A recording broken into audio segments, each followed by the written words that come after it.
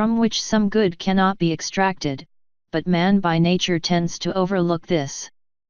Entrapped in matter, evil is more easily seen.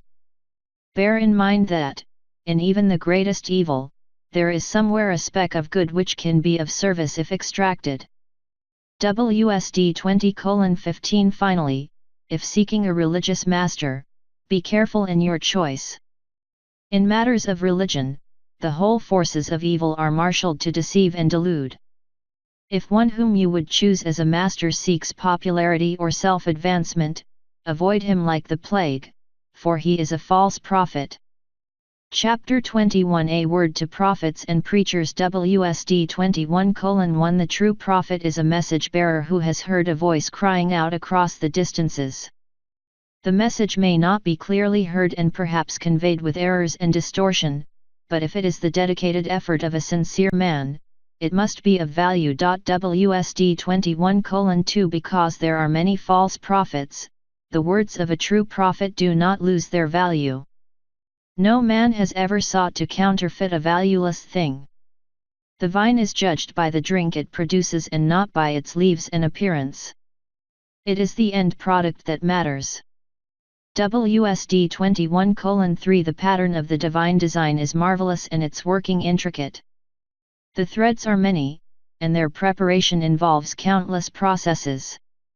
The weavers are numerous, but few can visualize what magnificence completion may reveal, and none can see the uncompleted whole. Therefore, those who would show others the pattern to follow should not seek to guess at what lies beyond their own range of vision.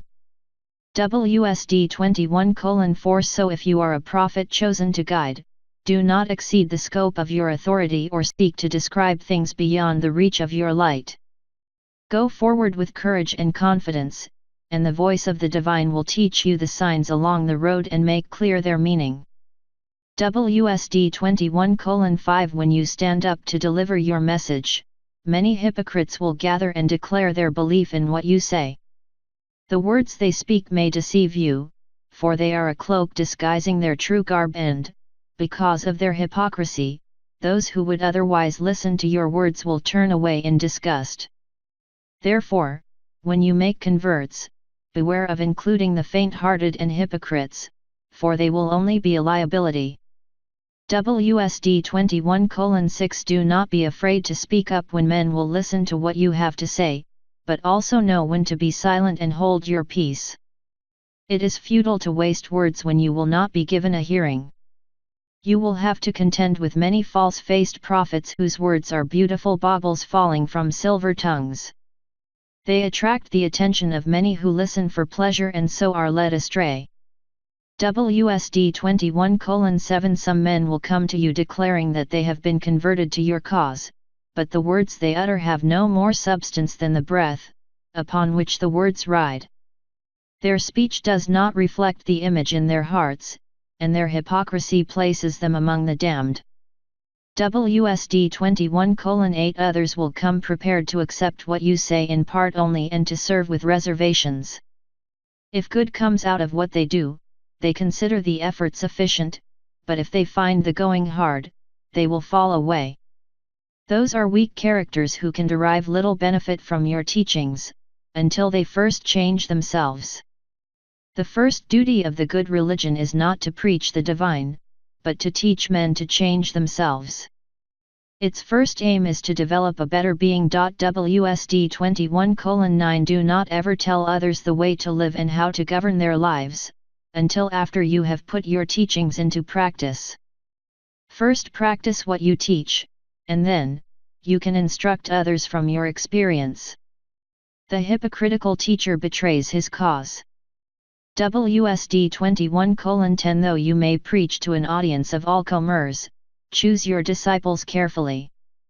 Do not waste time on fools or simpletons, or on those unwilling to take the road towards spirituality.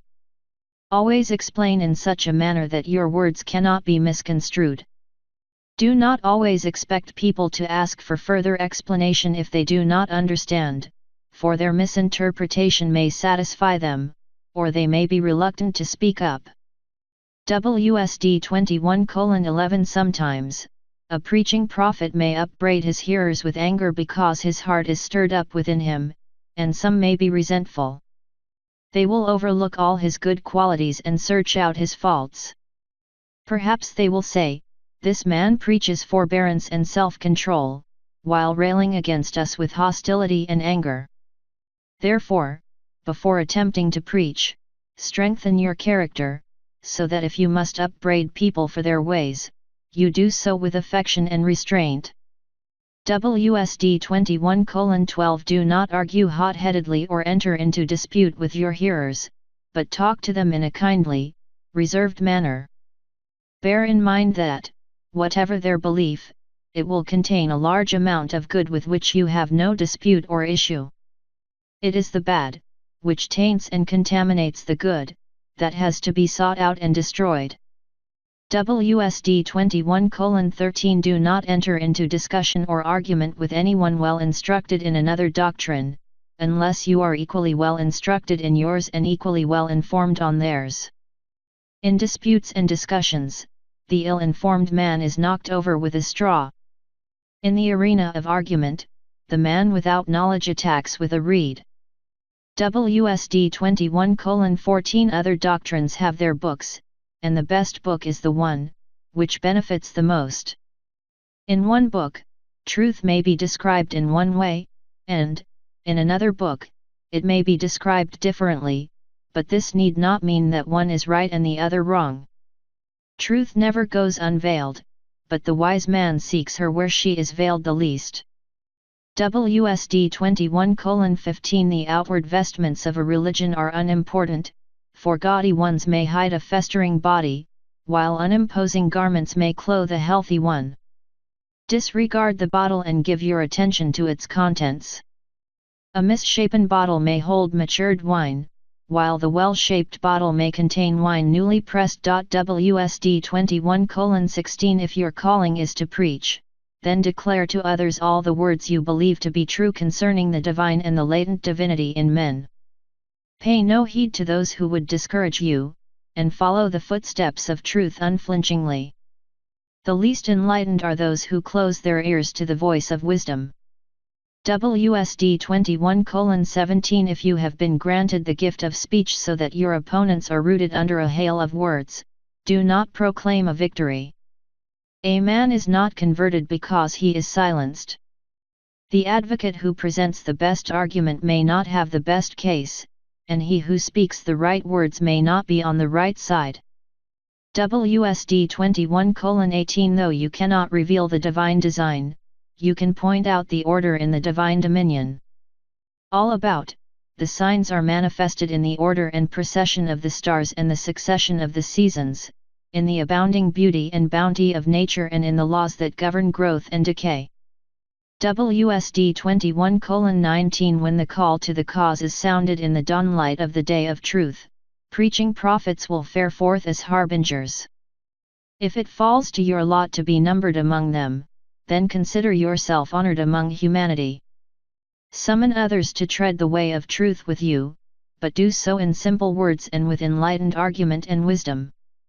Do not enter into time-wasting disputes, but use gentle persuasion and kindly guidance to put the feet of your followers upon the right road. WSD 21:20 Those who answer the call to the cause cannot expect to escape the conflict unscathed. If you are among those who suffer, do not take reprisals, but only such steps as will prevent a repetition. Display your strength of character in patient endurance and cheerfulness, but you are not expected to be meekly submissive. WSD 21:21 Endure whatever trials come your way with patience and fortitude, for they serve you well. Do not be unduly disturbed if you are not believed, or troubled because so many betray their own nature and destiny. You can do no more than warn them and call upon them to fulfill their duty and obligations. Do not let your heart be troubled by their subtleties of arguments, and bear in mind that deluded men always believe in the reality of their delusions. WSD 21:22 Concentrate on teaching the young, for this is like engraving words on metal, while teaching the aged is like writing words on the seashore sands. But instruction should be given by the aged, for he who looks for wisdom in the young is like a man who eats unripe fruit from the vine or drinks unmellowed wine from the cask. WSD 21:23 The good religion will not concern itself with money-making for profit, though, if it is made to serve a good end there is no harm. With money-making and profit, it is the objective that counts. Those who preach the good religion will take no money for themselves in such a way that people might come to regard it as no more than another means of livelihood. The praiseworthy teacher will earn his livelihood through his skill or labor. WSD 21:24 However, if a man devotes himself to furthering the cause, and sacrifices opportunities in other directions, he shall not be denied a fair return for his services. A man who dedicates himself wholly to the service of a cause can rightly expect that cause to supply him with the necessities of life. WSD 21:25 The preacher dedicated to service must not be too fastidious, for to give battle to the muck wallowers, the muck heap must be entered. Neither must he be intolerant with those who hold to the most outlandish beliefs, for each man's belief seems right in his own eyes. WSD 21:26 The harbingers of the good religion must be men of strong character and integrity, for a fortress cannot be built on shaky foundations, or stout walls erected over a bog. The preacher who is truly dedicated to a divinity of love and goodness becomes, himself, a manifestation of those qualities. WSD 21:27 Man is not expected to achieve perfection here on earth, but only to seek it. What is expected of him is a sincere and honest effort without any hypocritical or deceptive reservations. The divine design requires that man make a conscious choice of right under the constant pressure of temptation to do otherwise. This also leaves man free to choose wrong. WSD 21:28 Man chooses wrong instead of right for just two reasons: either it is the easy path of least resistance, or it is the most alluring. Consequently, the good religion must first concern itself with establishing strength of character and moral backbone, for these form the only foundation upon which the palace of spirituality can be erected. WSD 21:29 Long ages ago, man took the wrong path and was led astray still further by guides with insufficient knowledge of the way. They knew the general direction, but their maps were faulty. Now, man is lost in the swamps of spiritual barrenness and the marshes of moral decay. His vision cannot penetrate the thick mists of mortal and material illusion, which have closed in upon him. He has lost all confidence in his guides and feels betrayed, abandoned and lonely. WSD 21:30 The lost wayfarer must be revived with a draught of moral courage.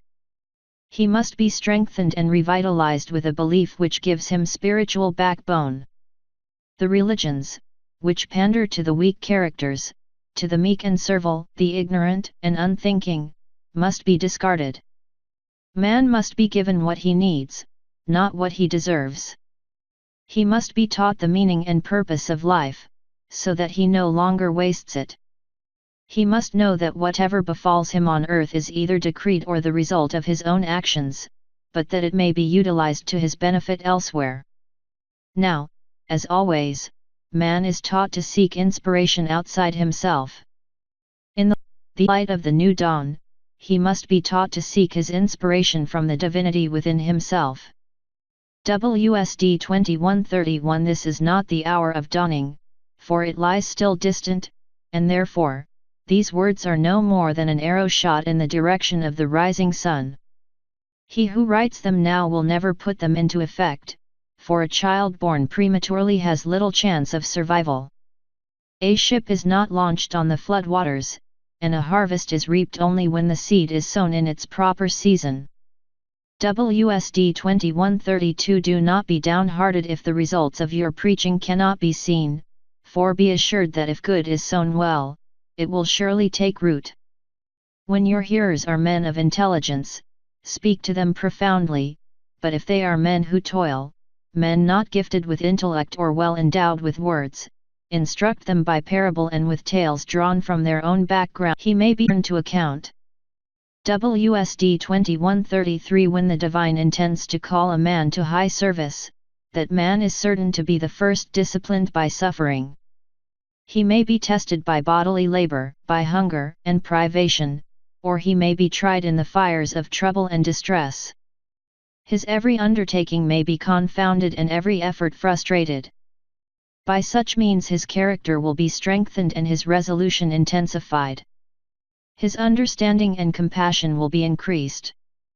WSD 2134 Men have to make mistakes to learn, and reformation of character often commences under duress.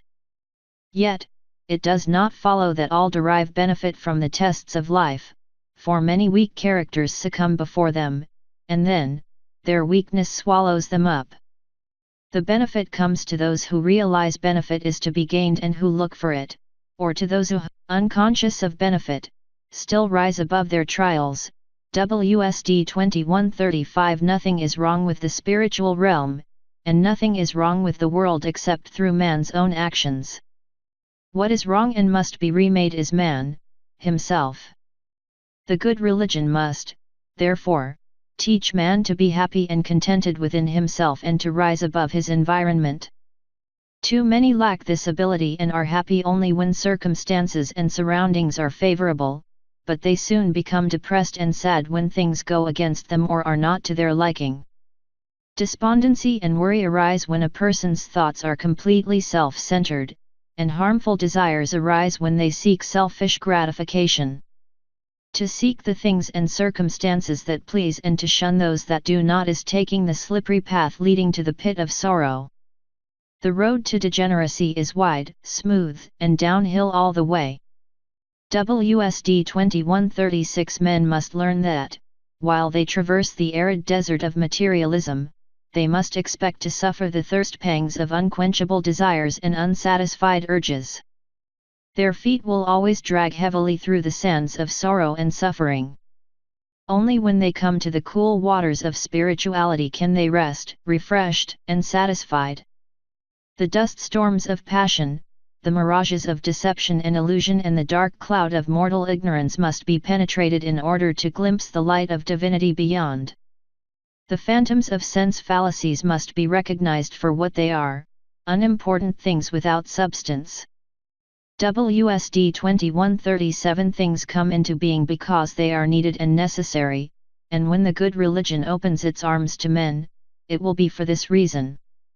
Until then, it is not harmful for them to worship the awe-inspiring symbols and indulge in the spirit-stirring litanies conceived by the many existing religions. These do serve by assisting the spirit to purge itself of grosser attractions and to elevate the soul. In such elementary forms of worship, the object of homage does not matter, for each worshipper forms an image in his own mind of what lies behind it according to his own state of development.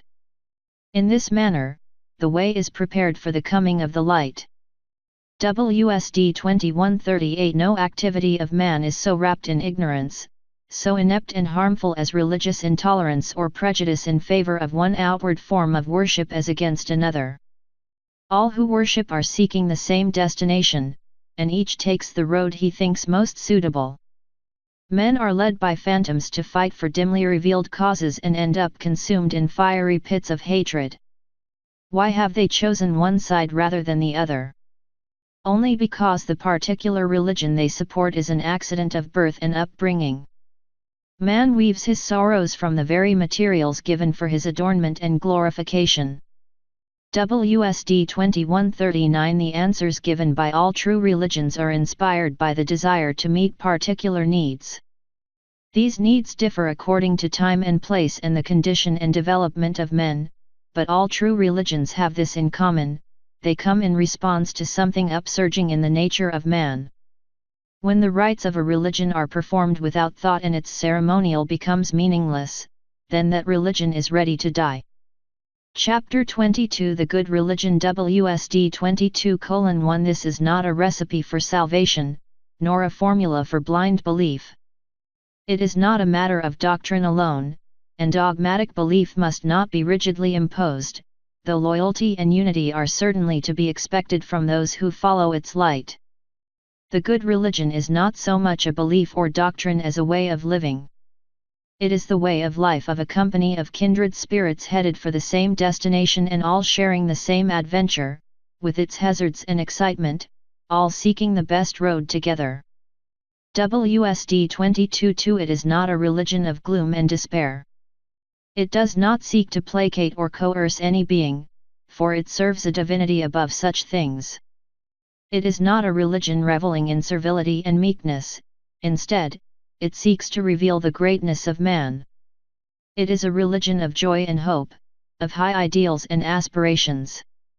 It adheres to the highest principles of truth, justice, and goodness.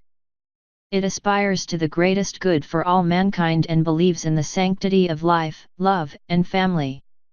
It hallows hearth and home. WSD 22:3 It is a practical religion teaching the doctrine of evolving betterment. It establishes a standard for men to live by, which will make them better men and permit them to live in peace and harmony with others. It values the qualities of courage, audacity, fortitude, and steadfastness. It upholds the virtues of modesty, patience, purity, and gentleness. It is not a religion of undue restraint or narrow dogma, and it does not believe in the futile mortification of the body. It takes full regard of man as a twofold being and maintains the dignity of the mortal as well as the spiritual body. It makes no empty promises of salvation or redemption and is not founded upon a system of indulgences, rewards or promises. It expounds the principles of personal responsibility, obligation, and effort. Its prime objectives are to the carrying out of the divine design and the service of mankind. It is a religion to be lived by and not just believed in. It demands to be expressed in deeds and not in words, in beneficial action and not in blind conformity. It is more interested in bringing out the hidden good than in outward display and pomp.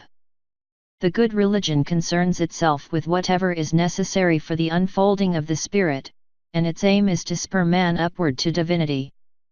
WSD 22:4 The purpose of a religion is to serve, and it cannot do this properly by concentrating on spiritual matters alone, for it also has the obligation of setting a moral standard. A worthwhile religion cannot permit itself to be shut out from everyday life. If it does so, it is undeserving of its status. It must concern itself with the way men live, with the conduct of their daily affairs, with their relationship with one another. WSD 22:5 Religion is man's response to his existence in earthly conditions and the answer to the challenge of his environment. Therefore, it is in religion that he finds the most satisfactory outlet for his feelings and the best way of expressing his inner yearning. The soundless, insistent voice of the divine calls out to man from the depths of his being, and that which guides and directs him towards it is called religion.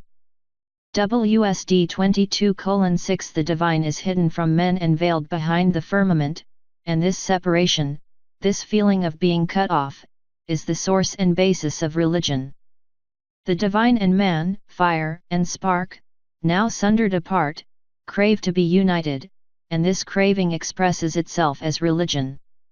WSD 22:7 Man, the person, is like a lamb separated from its mother, the source of its life, and lost in the mountain mists. He is a lonely creature pulled and pushed around by urges and desires, dragged onward by the remorseless cords of time, heavily burdened with fragile mortality and always haunted by the accompanying phantoms of decay and change. His only encouragement is the light of divinity just dimly glimpsed in the distance, and his only consolation and comfort his religion. WSD 22:8 But religion too often gives cold comfort and little encouragement, therefore, the good religion must be a true comforter as well as a champion. It will teach man that there is a happy haven and worthwhile destination at the end of the road.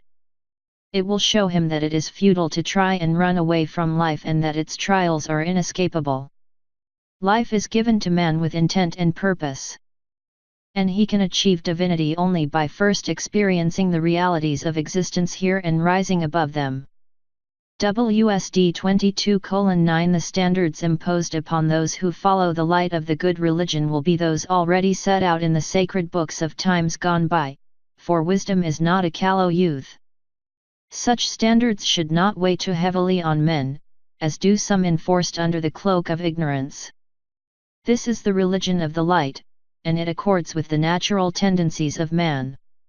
It declares every man to be heir of divinity and, therefore, capable of living a righteous and upward-tending life. WSD 22:10 The concept of righteousness held by the good religion is not one of external display, for it preaches that goodness is expressed in deeds and in a way of life, not in the holding of barren beliefs and purposeless ceremonial. It is like a mighty oak, always shedding leaves and replacing them in the proper seasons.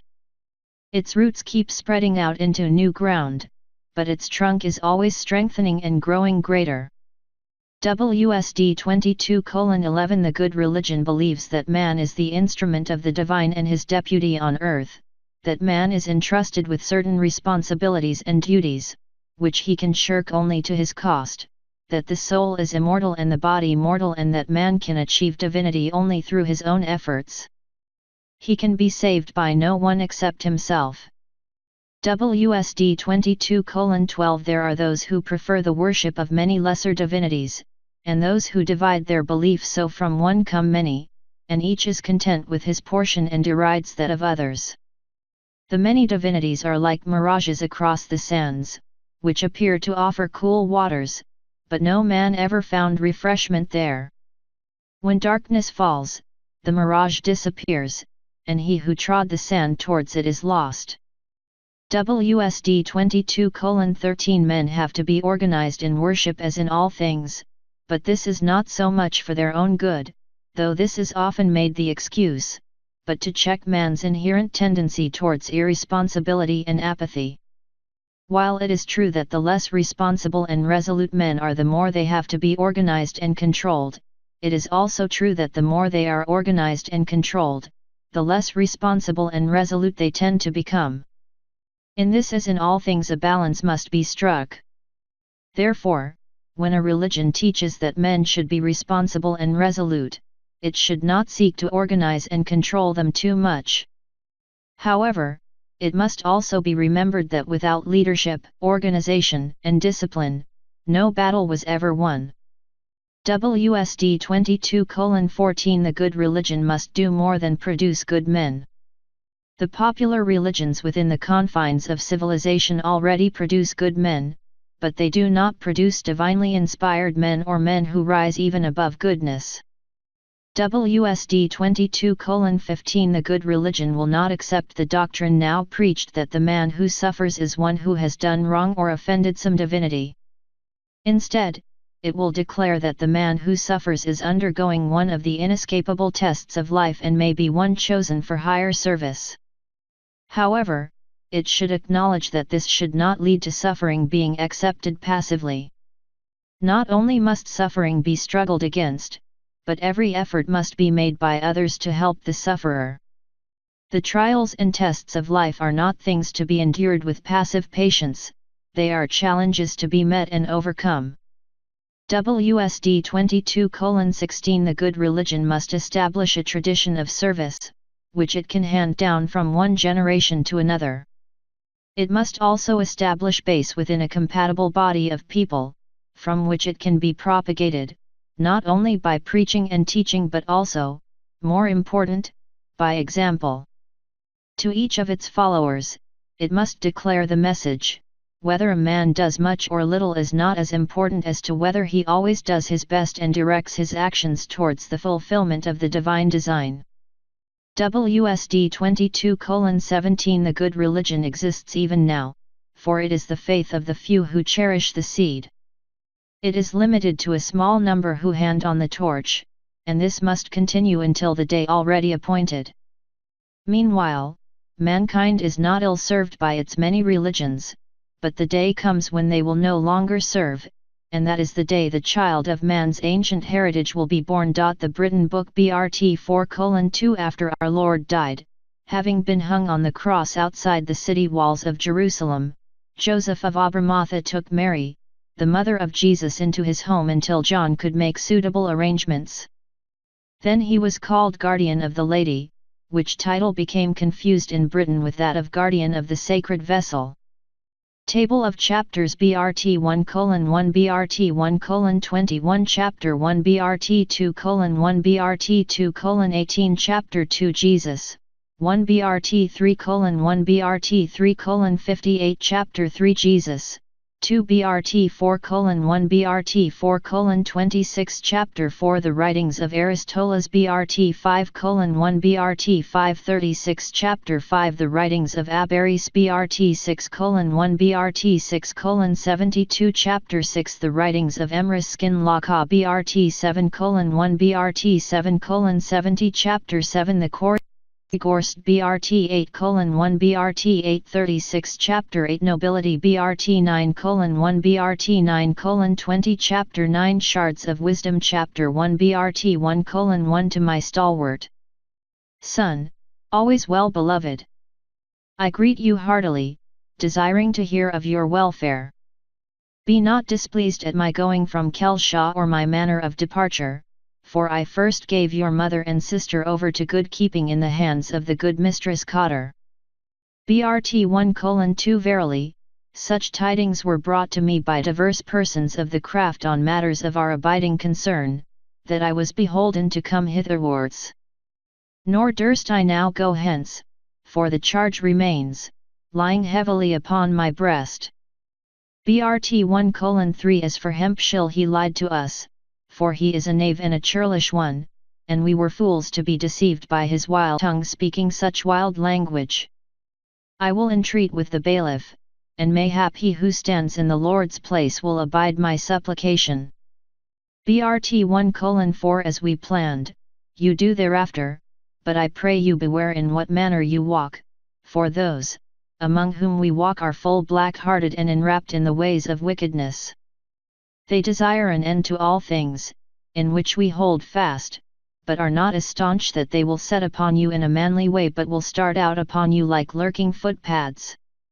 Beware, too, what you eat and drink, and trust not even they who speak fair unto you, for the hands of all outsiders are against us. BRT 1:5 Send me tidings of Longwill and Goodwife Abigail, and of John the Cordwainer and John of the Wildwood Band, and others who stood in at the tithing ere you departed. It is to my abiding contentment that we have been able to acquit the wanderers in full good measure, for their braziers did their work right stoutly in a cunning manner. Had we a clerk among us, then it could have been wrought to more avail, but no matter, for their hand was firm, and they faithfully followed the marks. BRT 1:6 Now, take you the secured budget and go against Lulaw, and leave it there in the cell under the grim sparrow where Elaine the peddler secured his hoard.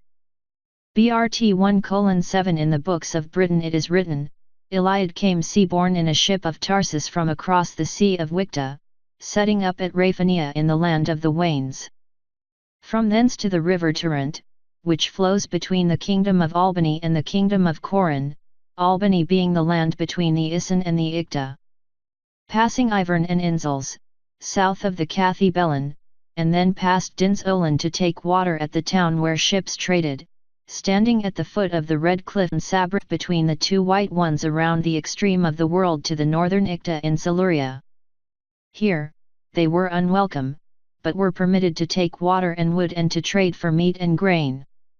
Sailing thence towards the rising sun, they came to the place beyond Sabrin called Summerland.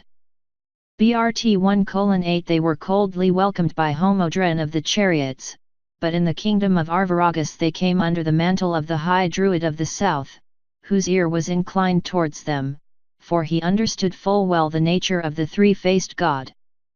The king heard their words but did not take them to heart, saying they differed little from what was there. BRT 1:9 Then were the shipborne wanderers given land over from the Isle of Departure, saying that, could they live where no one else could because of the spirits, then their holiness would be established before all the people. The strangers were sorely tried by the Druid, but the spirits troubled them not. Nor did the sickness of the place come upon them, and the people wondered. They were troubled because of where the strangers were and were stirred up by the Druthin, but the shield of Arviragus protected them. BRT 1:10 Now, eastward and to the north there was a lake, and between this and the Isle of Departure, there was a swampland and there was a village of houses that stood out above the water, and the moon maidens and moon matrons who served the dead dwelt there. Among these was Islas the dreamer, who was sacred to the guardian of this place. BRT 1:11 Islas was the daughter of the queen's youngest sister and a holder of the king's favor, and when she attended him, she divulged her dreams.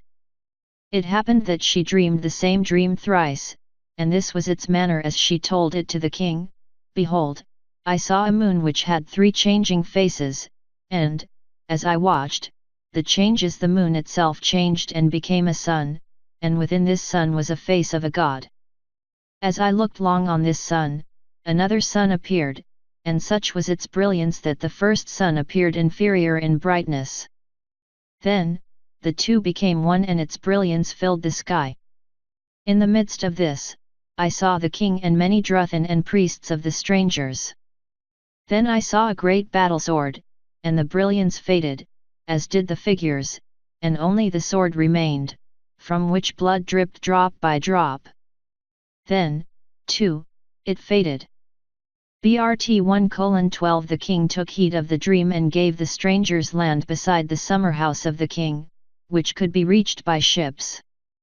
Inland from here, the gifted land extended to the tree now called the Great Oak, which still stands, and thence to the hill south of the residence where Iliad, being wearied, rested against a great stone.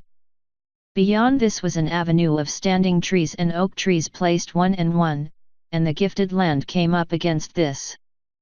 BRT 1:13 It extended southward to the holy vineyard, which was fenced about. The fruit of these vines was small and bitter in the mouth. The strangers built huts for shelter on the hillside, high enough to be free of the tides. They settled down and learned the language, though Iliad and 2 oft women spoke it strangely. BRT 1:14 The words of the strangers fell on deaf ears, for the people were content with the gods they knew and did not wish to weary their minds with the words of the new ones. When the strangers gathered in praise of the one true God, the tribesmen stoned them and shouted abuses, but Iliad persevered, and while later the people still would not believe that the God of whom he spoke was more powerful than their gods, they would sit around and listen to his stories. BRT 1:15 Now, when the strangers were granted the land, the Druthin disputed this with the king and said that they wanted a divine sign that their gods approved. Iliad said, "Give me but half a year." At the witnessing of this, the Druthin set up a holy stone, and Iliad struck his staff into the soil to mark the covenant. BRT 1:16 The following eve of summer there was a gathering and it was found that a small green shoot was coming up from the ground beside the staff, which was an offshoot of the staff. The king decreed that this was a sign that the land accepted the strangers, but these took it as a sign that what they taught fell on fertile ground and would take root. BRT 1:17 Here, the strangers, now called the wise ones, were free from the yoke of Rome and from the intolerance of the Jews. They were not subject to immoral customs and were among the right living people, simple but pure in mind and body. Close by was a place for trading in metals, slaves, dogs, and grain. Here, Iliad built himself a house unlike any others, for it was square and in 2 parts, more stone than timber. This place was called Quinad. BRT 1:18 Here, on 12 portions of land, the wise strangers dwelt in peace and they built a church which was a full 60 feet long by a full 26 feet wide. At one end was a statue 4 feet high, carved from a beech trunk. The roof was thatched with reeds, after the manner of the Britons. The walls were of wicker overlaid with plaster of chalk and mud. BRT 1:19 Eliad is buried outside the forked path before the church, and on his tomb was written, I brought Christ to the Britons and taught them. I buried Christ, and now, here my body is at rest. BRT 1:20 Islas was the first convert, and it is said that she alone knew the secret of the holy hawthorn. What this may be, none can know now. It is said that, when the Druthan murmured against the staff of Eliad, she placed a twig in water and it flowered. BRT 1:21 Here, in this holy place, under the direct guidance of God, our Father founded the first church in Britain. It is said it was not built by human hands, which is true, and from here shall come that, which will be the salvation of mankind in the years to come. Here was the resting place for the souls of the dead, where they received their last sustenance before passing through the glass wall. From here ran the old road to the place of light where the bright-winged spirits flew freely in the place called Dainsart in the old tongue. Chapter 2 Jesus, 1 BRT 2:1 This is the true record of events concerning Jesus, son of Joseph and Mary, which we have received by the hands of several who have lived within the circle of his light, and more especially from one who is our earthly father in the faith. He being not the least among the articulate ones who knew Jesus, and a person of no mean estate, both in the distant land from whence he came and in this more virile land. BRT 2:2 For Jesus came to fulfill the desires and longings of men expressed in certain holy books, but more so in many unlettered hearts. For it is written that such is the nature of things, the tree springing from the yearning of men shall not fail to bear fruit. For the holy books can be likened to an egg containing the embryonic hopes and desires of men. BRT 2:3 In the sacred books of the Idwin it is written, the Son of Man is the shepherd of men, and we know how diligently a shepherd tends his flocks. Jesus came not as a shepherd to drive, but as one bearing a guiding lantern to show the way. It is also written, the Son of Man is the deliverer of men, and while we know from what we have to be delivered, those who lived in his land misunderstood the meaning. BRT 2:4 From the book of the Holy Mark, whose wife was one of our own fair race, her father being a Roman waykeeper whose wife was barren, and having this homeborn lady, her mother, as a slave, had by her a child whom he later adopted and raised as a lady of estate, we learn much. But clearer to our understanding is that knowledge concerning Eliad imparted to us by our earthly father. BRT 2:5 Aristoteles taught that Eliad had been one who commanded with the ships of Rome, but was not without ships himself. So it was that, when Jesus went down to the western sea of the Jews, which is not the sea of the setting sun, he being one skilled with his hands, worked on them.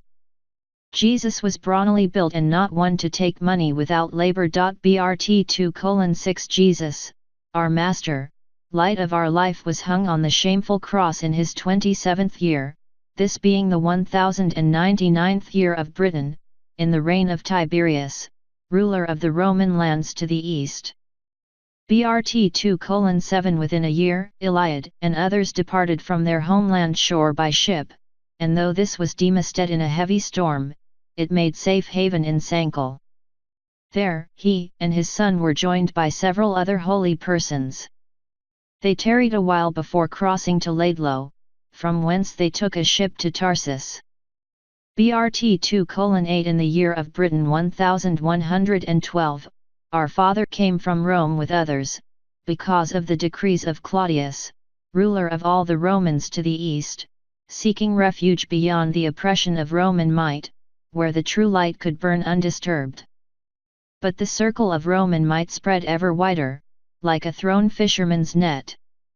BRT 2:9 13 years after our Master was hung on the cross, the Romans came to the fair land of Britain, and the might of their legions prevailed over the brave Caredu, great Batlacaying of all the Britons. He was the leader of fighting men such as will not be seen again. He was carried off, betrayed by an irrational woman, an honourable peace offering to appease the argument of might, together with the British fount of knowledge and wisdom. With him went the all-wise Fran, being held in honorable captivity until returned to the land of light at the intercession of our Father, for those whom he befriended had not forgotten him. For Iliad taught that the greatest wrong man can commit against man is the betrayal of a friend. BRT 2:10 Now, the daughter of Careto was Gladys, red-haired, blue-eyed and slim, who married Pudens, commander of the legions, beloved of Paul the martyred in God, who died in the 1130 year of Britain.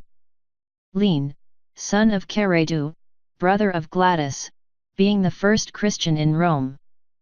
BRT 2:11 In the year of Britain 1127, there was a great outbreak of fighting, and many men sought refuge within the enclosure of Iliad, for the free Britons had risen, having been given an assurance of victory by no less than the battle goddess herself. BRT 2:12 Calling on Amarith and Camulus, the Britons followed their battle queen, whose heart was afire because of the rape of her daughters. She stood tall in stature and was serene of face, speaking deep but melodiously. She knew the mastery of letters and spoke 3 tongues.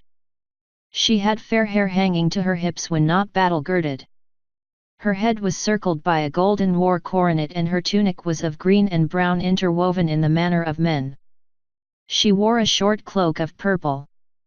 Thus she spoke before the battle, BRT 2:13 I speak to you as a woman whose house has been violated and her daughters dishonored, we have been dealt with unjustly and I appeal to you not only as a queen but more so as a woman. Britons who honor their womenfolk cannot regard this lightly. Unlike the squirming Roman Nirotes, I do not rule over servile and docile unmanly men who are less than men, nor like he who rules over pedlars and hucksters. Nor am I like the cowardly man/woman, Nero, who surrounds himself with perverts and half-men and slaves who satisfy obscene desires. Such is the nature of the vile culture these foreigners have introduced to our fair land. BRT 2:14 I am not such as these whose minds are fevered with an evil ferment. I rule over true men, little schooled in craftiness and deceit, real men born to fight and withstand adversity. The code they live by is that of manliness. True men indeed who, in the cause of freedom, willingly heed the call to arms and stake their lives on the outcome. They willingly offer themselves as a sacrifice for the future of their womenfolk and children and their lands and property. BRT 2:15 As the leader of this brave breed of men, I fervently plead for the assistance of your strong right arms. Let us not shirk the task or shun the opportunity to strike a blow for freedom. I pray the gods of war, the overseers of battles, for victory. We have the duty to stamp out these infections on our land, these ruthless enemies whose reputation is infamous. They are perverters of justice, promoters of depravity and servants of greed. BRT 2:16 They are a race who enjoys unmanly pleasures, who delights in the infliction of pain on the helpless but cringes like a dog at the prospect of its own suffering. Whose approbation is more to be feared and its friendship more to be shunned than its enmity. Never will I surrender to people whose ways I abhor, nor will I ever desire to live to see my countrymen treated as servile serfs. May the great godly powers be with us now in the great testing time, as we gird ourselves to face the issue. BRT 2:17 Those brave, inspiring words were of no avail, and Britain was lost, but the spirit could not be quenched, and manliness was maintained. It is not in victory that a race finds greatness but in defeat. The knowledge of Christ came, not through peace and prosperity but through persecution.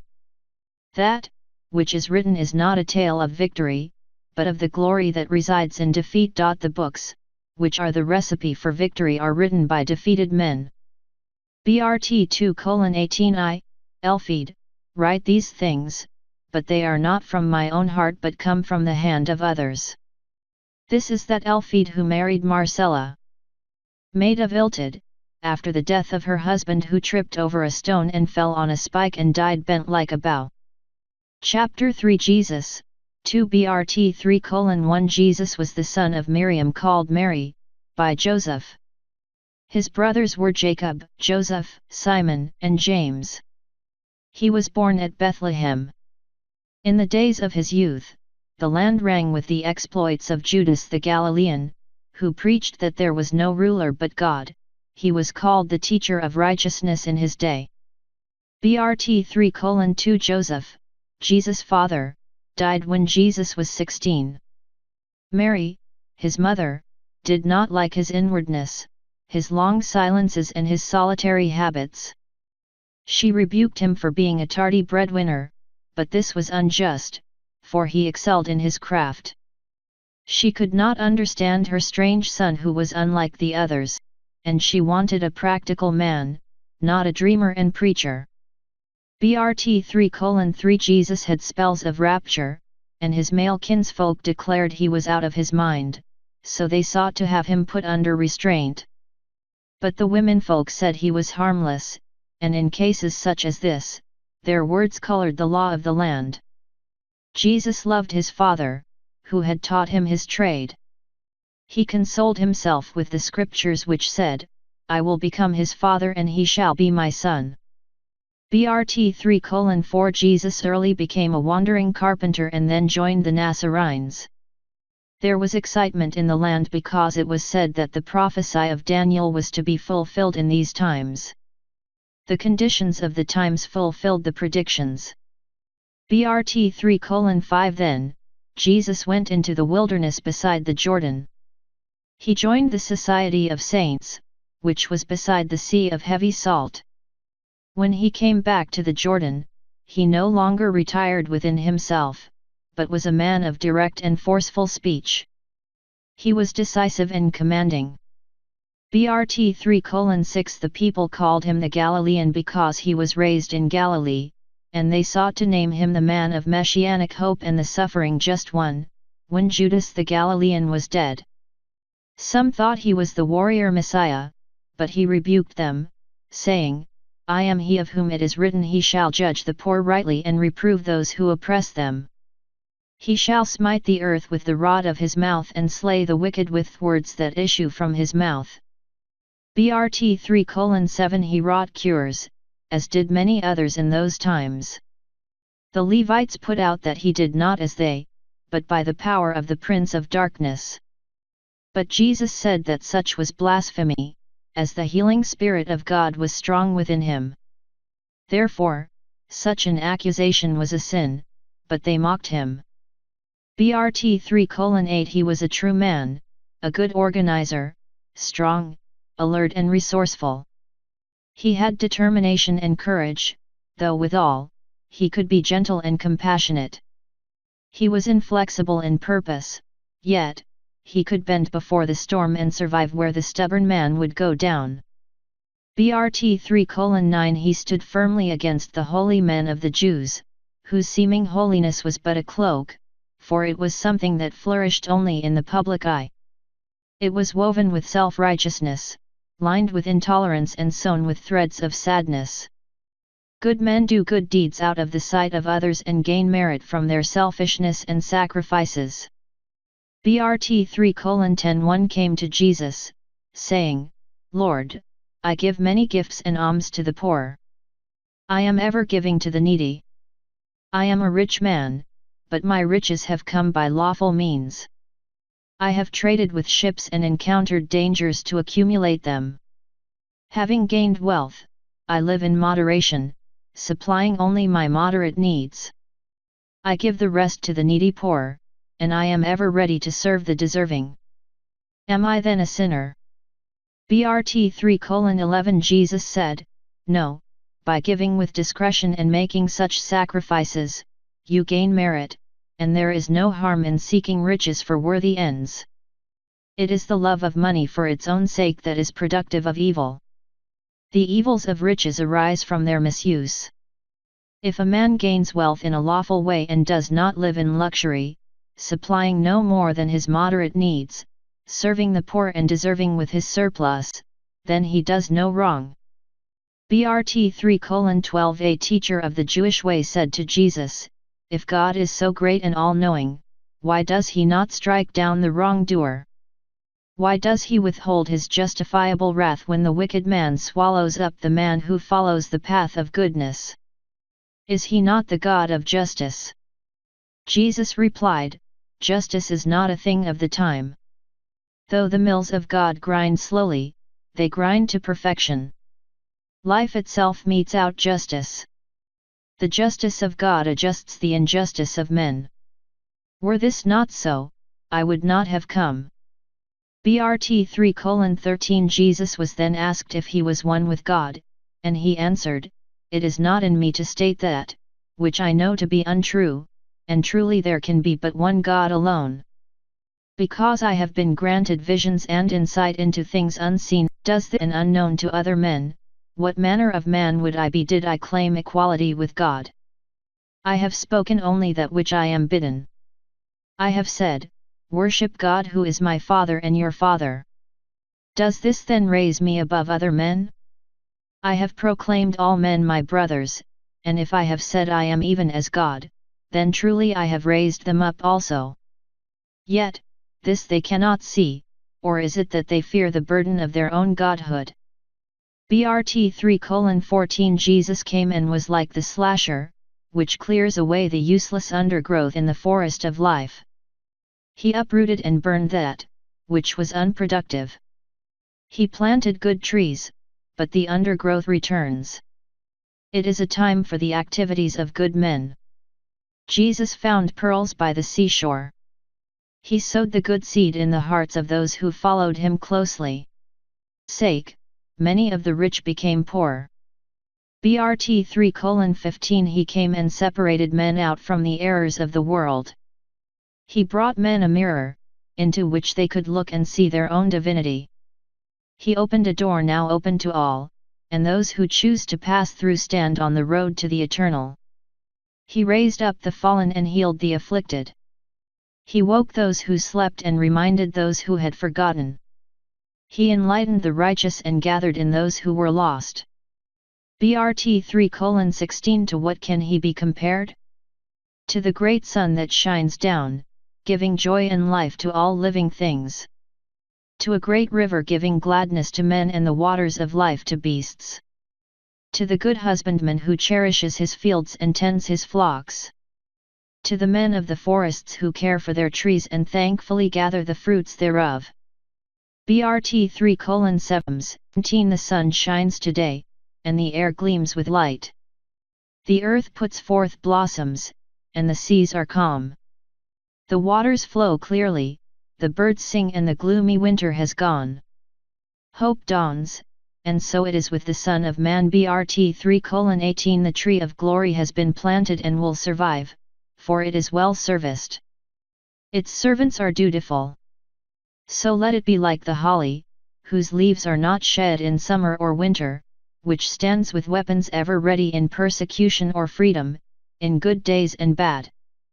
BRT 3:19 He who neglects these scriptures is like the branch of a fruitless tree, his life is fruitless. Blessed are those who seek fruit that grows out of our good deeds. He who copies a book is like a maimed man who gives his weapons to a whole and healthy man. The lettered man resembles this good land, which seed and nourishes it. The rains fall plentifully and the crop is good. BRT 3:20 The life men live is like an inn where they dwell shortly, or like a house rented for a limited time. Vessels of metal and earthenware are to them like borrowed utensils. Their riches are held in trust. The wise man uses them and they serve him, but he does not set his heart on these or hug them to his bosom. BRT 3:21 Who is most praiseworthy for his goodness, the son of a rich man or the son of a poor man? The rich son gives only what he himself has been given, so surely it is the son of the poor man, for he has overcome the temptations of poverty and satisfied the cry of hungry mouths with the earnings of his own labor. It is the poor who help the poor, for the rich help themselves. BRT 3:22 There are those who fast for the sake of heaven, but Jesus said it were better did they devote themselves to learning the scriptures and to good works for the sake of heaven. Yet, it is useless to merely read the scriptures, for unless they be taken into the heart and lived by, then they are things of little value and use.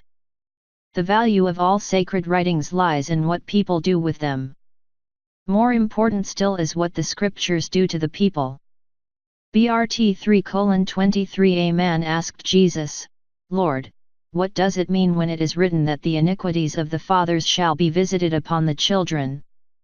Jesus said, when a man commits a sin, for which he does not make full recompense in his lifetime, then the same temptation is placed in the way of the son, for there is a bond of family blood between them. Is it not manifest also that the wrongs a man does within his own household become the sins of the sons within their households? Wrongful living is the heritage of generations. BRT 3:24 A man asked, where is God? Jesus took a piece of bread and gave it to the man, saying, take this and hold it. Then he said, put out the other hand. He poured a little water on the upturned palm and said, now you have felt the power of God, for without His Spirit in the bread and in the water, these would not exist for you. Split a billet of wood, and God will be there. Lift up a stone, and you will find Him. BRT 3:25 Another said, tell us how we may best serve God. Jesus replied, talk not of serving God as you would serve a king. In serving God, man serves himself. You ask in your heart, shall you be this or that or a priest? Let your own heart point the best way, and having chosen it, follow it with devotion and fortitude. BRT 3:26 At a wedding feast, Jesus was asked, Master, why do you come to this place when it is a gathering place of those who seek only their own pleasure and will drink to excess if it is provided? Jesus said, our purpose here is to make glad the hearts of the hosts and to share in their enjoyment, blending their pleasure with ours. There will always be those who are neglectful of their obligations and who concern themselves only with their own well-being. Yet, is this reason enough not to bring happiness to those who have invited us? BRT 3:27 One day, Jesus and those with him came upon an old man playing with childish things. A bow and arrow-bearing huntsman passing by mocked him, saying, behold the old man playing as a child. Jesus called him over and said, do you always keep your bow bent, the string under stress? Of course not, replied the huntsman. To do so would be foolish, for the bow would become useless were it not unbent from time to time. Jesus said, just so is it with the old man, and you should know better. BRT 3:28 The bowman strings his bow before he shoots and, when the shooting is over, he unstrings it. A bow kept always strung will break and be useless when needed. So it is with a man who never relaxes. He is ever taut within, and when the testing time comes, his stomach turns to water. BRT 3:29 Jesus taught that there are things, which should be approached with humility of spirit, they are, holiness, wisdom, and nobility. Humility bestows upon the soul the benefit of harmony and attunement. A man once said to Jesus, but who can define these things, that which is holy to one man can be unholy to another. The thing, which one man holds sacred, another holds to be an abomination. That, which one will bless another will curse. Jesus said, the many nations and men, because of the diversity of their natures, hallow many different persons, places, and things, apart from their gods. But nothing can be made holy by men alone, neither can anything holy of earth be holy. That, which is holy of and for God is holy, the place holy for God is holy and the person who lives holy for God is holy, but where on earth can such absoluteness be found? BRT 3:30 If by gathering in a temple, men feel they can better commune with God, then He will be there, and that place will be holy.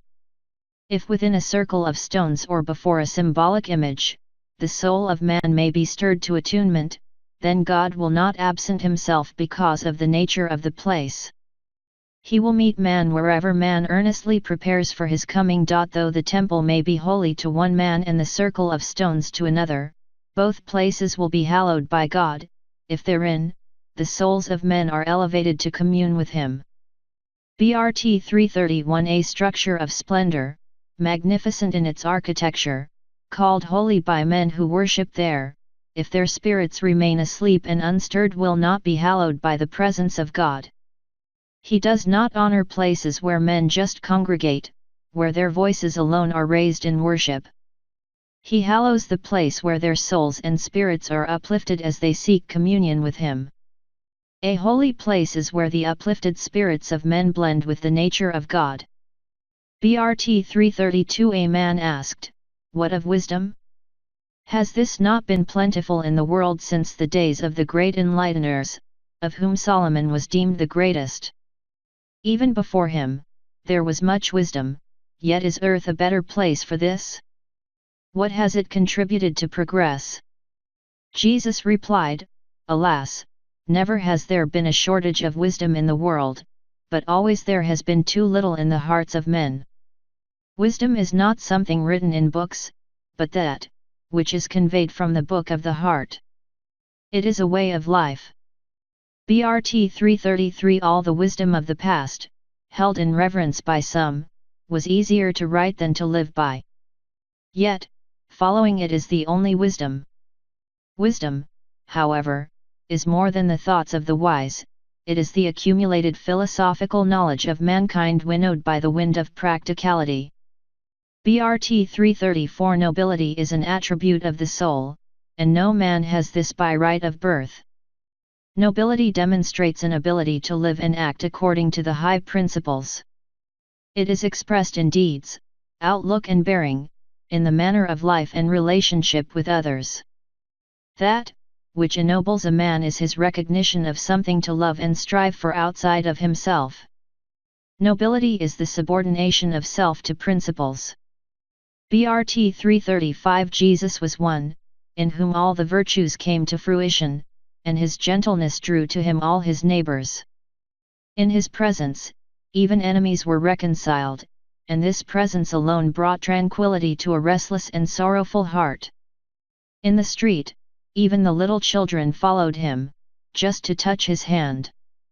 BRT 336. His reaction to injustice and insult was a sorrowful compassion. He neither sought to acquire anything beyond his immediate needs nor treasured what he had.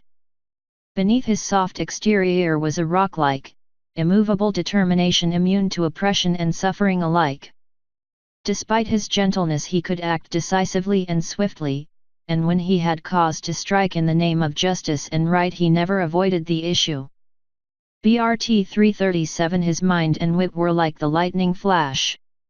He was always keen and alert, and his face never lacked the calm beauty of cheerfulness. He was friendly towards all and acted so as not to annoy anyone. Only in the face of great injustice to another or oppression of the weak, or in the presence of gross hypocrisy did his wrath boil up and overflow, but never was it other than righteous. Though always compassionate and sympathetic, he was never sad or downcast. He rose above all suffering and pain, and ever seemed at peace within himself. BRT 338. Mary said to Jesus, "To whom can your disciples be likened?" Jesus said, "They are like children at play in a field, which belongs to a stranger, and when the owner comes, they say, 'This is our field, therefore convey it to us.'" BRT 339. Thomas said, "If the Spirit brought the body of flesh into being, it is a marvel." Jesus said, "It would be a much greater miracle had the body brought the Spirit into being, for the lesser cannot create the greater. I marvel how this great wealth of beauty can dwell in such a mean habitation. But to he who has goodness in his heart, goodness shall be given, he who lacks goodness shall be stripped of what he has." BRT 3:40. Jesus also said, "Just as it is impossible for any man to stretch two bows or mount two horses, so is it impossible for a man to serve two masters." BRT 3:41. The disciples asked, "Is circumcision a good thing?" Jesus replied, if it were, would not children be born circumcised from the mother's womb? Only circumcision in the spirit confers true benefit. BRT 3:42. When asked concerning accounting, Jesus said, give to Caesar that, which is Caesar's, and to God that, which is God's. Give me what is justly mine, and keep for yourselves only that which is rightly your due. Deal fairly with all men, and shun the morals of the marketplace.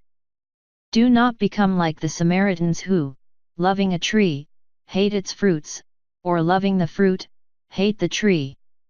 The Pharisee is like a dog sleeping in the manger, from whence the oxen eat. It cannot eat what is in the manger, neither will it let the oxen eat. BRT 3:43. Jesus said, the kingdom of heaven is like a woman carrying a jar of good wine. Being careless, she puts the jar down heavily and crashes it, and when she resumes her way, the wine spills out behind her on the road, but she blithely continues on her way, unaware of the spillage. When she enters the house, the master takes the wine jar and finds it empty. The disciples asked what this could mean, and Jesus replied, when you possess the good things of the kingdom of heaven, do not let them slip away. BRT 3:44. For the kingdom of heaven is neither here nor there, and contains all good things. It is in the hearts of men and exists where God reigns. When the lion lies down with the lamb and peace reigns over all, there shall be found the kingdom of heaven. Yet truly, heaven and the kingdom of heaven are not the same. These things were said in the forecourt of the temple. BRT 3:45. Jesus took the disciples who were with him into the court of the Hebrews, which was an inner place, and a warden, a priest named Levi, stopped them, saying to Jesus, are you an ignorant man? Do you not know it is forbidden to walk here in the presence of holy things without first purifying yourselves? See, those who follow you have not even washed their feet. They enter here defiled by the world. BRT 3:46. Then, Jesus stopped and said to Levi, concern yourself with your own state rather than with ours. The priest replied, I am clean. Having bathed in David's pool, going down by one set of steps and coming up by another, only having done this and donned clean clothes have I come here. Jesus said, Lord, have mercy on the blind. You have washed in standing water, which may have been befouled by dogs, and scrubbed your outer skin as harlots, singing girls, and vain men do who are full of vileness inside. But my disciples and I have little need for outer forms of ritual cleanliness, being clean within, for we have washed in the living waters of the Spirit. BRT 3:47. Having departed from the temple, Jesus said, do not the guests assemble in the antechamber before entering the feast hall? There, the hands and feet are washed, the head anointed, and small foods to whet the appetite are eaten. Even so is the earth the antechamber of the kingdom of heaven. BRT 3:48. Live your lives in the world as men who journey through a strange land, marveling at its wonders, tasting its pleasures, but ever on guard against dangers, for undue love of the world is a doorway to evil. There are those who derive pleasure in being what they are not, but as their hair turns grey, they suffer sorrow and frustration. Be ever true to yourselves and to your natures. BRT 3:49. It came to pass, at this time, that many said that Jesus was the Messiah, but this was a manifest falsehood. Jesus, the son of Joseph and Mary, was an inspired prophet, a teacher who held the hand of God, and there had been others before him. His mother was a decent woman, both ate food as humans do. Mary did not set herself up as a goddess, neither did she preach. BRT 350. It is of no moment to those who are not Jews whether Jesus was the heralded Messiah or not, so believe as you will, but were he born of a Holy Ghost and not of Joseph, then he did not fulfill the prophecy. Men step outside the bounds of truth in their beliefs, but this, too, is of little moment unless they impose their beliefs on others. BRT 3:51 Jesus was not a sorrowful man, for greatness cannot be downcast. Always, he brought strength to the disheartened and was not influenced by the despondency of others. When Peter was dismayed and shut his sorrow within, Jesus said, "If my friend will not admit me into the antechamber of his sorrows, how can I ever sit in the reception room of his affections?" BRT 3:52 Jesus set his face against all forms of melancholy. He said, "The man who cannot rise above the burden of his sorrows or the trials of the day shall not know the kingdom of heaven, nor can he know the love, which is the cornerstone of life." BRT 3:53 There was a Greek scholar in the crowd, who said to Jesus, "Your never-rusting tongue wearies me, words neither make men nor change things. It is the sword and spear which are all-powerful and raise kings or cast them down." Jesus replied, "Truly, the words of scribes are greater than the commands of war chiefs. That, which is written and read can not only change things but also endure forever. The sword gains prestige through destruction, but the pen of the scribe gains prestige through creating. That, which destroys will be destroyed, that, which creates shall be preserved." BRT 3:54 A Roman soldier who hailed from Gaul spoke up, saying, "Let scribes do what scribes do best and swordsmen do what they do best, but it is foolishness and futile to set one against the other, for men cannot write with swords, or fight with quills or writing reeds. Let men become brothers, as they await the day of the Awakener. Tell me, good master, when shall the end be?" BRT 3:55 Jesus answered, "There will be an end to the beginning, and men will know this by the spirit of the times. Men will no longer be as brothers, nor will they be manly. Women will be as men and men as women. Adultery will not be condemned, nor will fornication, therefore, these will flourish. Men will not honor their homelands, and there will be no discrimination among them, nor will they maintain the purity of their races. Fathers will not be honored, nor mothers respected, and children will be raised to be wayward. Perversions will be encouraged, and criminals will mock the law. There will be incest and rape, and it will be unsafe to walk abroad. Floods, famines, droughts and earthquakes will cause death and destruction, strange sicknesses will smite the people, and there will be a denial of God. Babes will be slain in the womb. BRT 3:56 Men will lust after the wives of other men, and marriage shall lose its meaning. Women will go to the marriage table unchaste and with deceit in their hearts. Their husbands, creatures of pity, will hear the mocking voices of laughing men. Priests will defile their altars with their impurity, and the rulers will be held in little repute. It is not God who marks the end days, but men who lives as though setting a pitfall for himself. BRT 3:57 Jesus saw a man ill-treating a horse, and he rebuked him for his cruelty to a dumb animal. The man became angry and said, "This is my beast."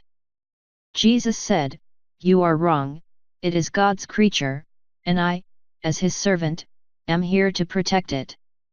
For no man can wholly own any living creature except it be in the name of the great God of life."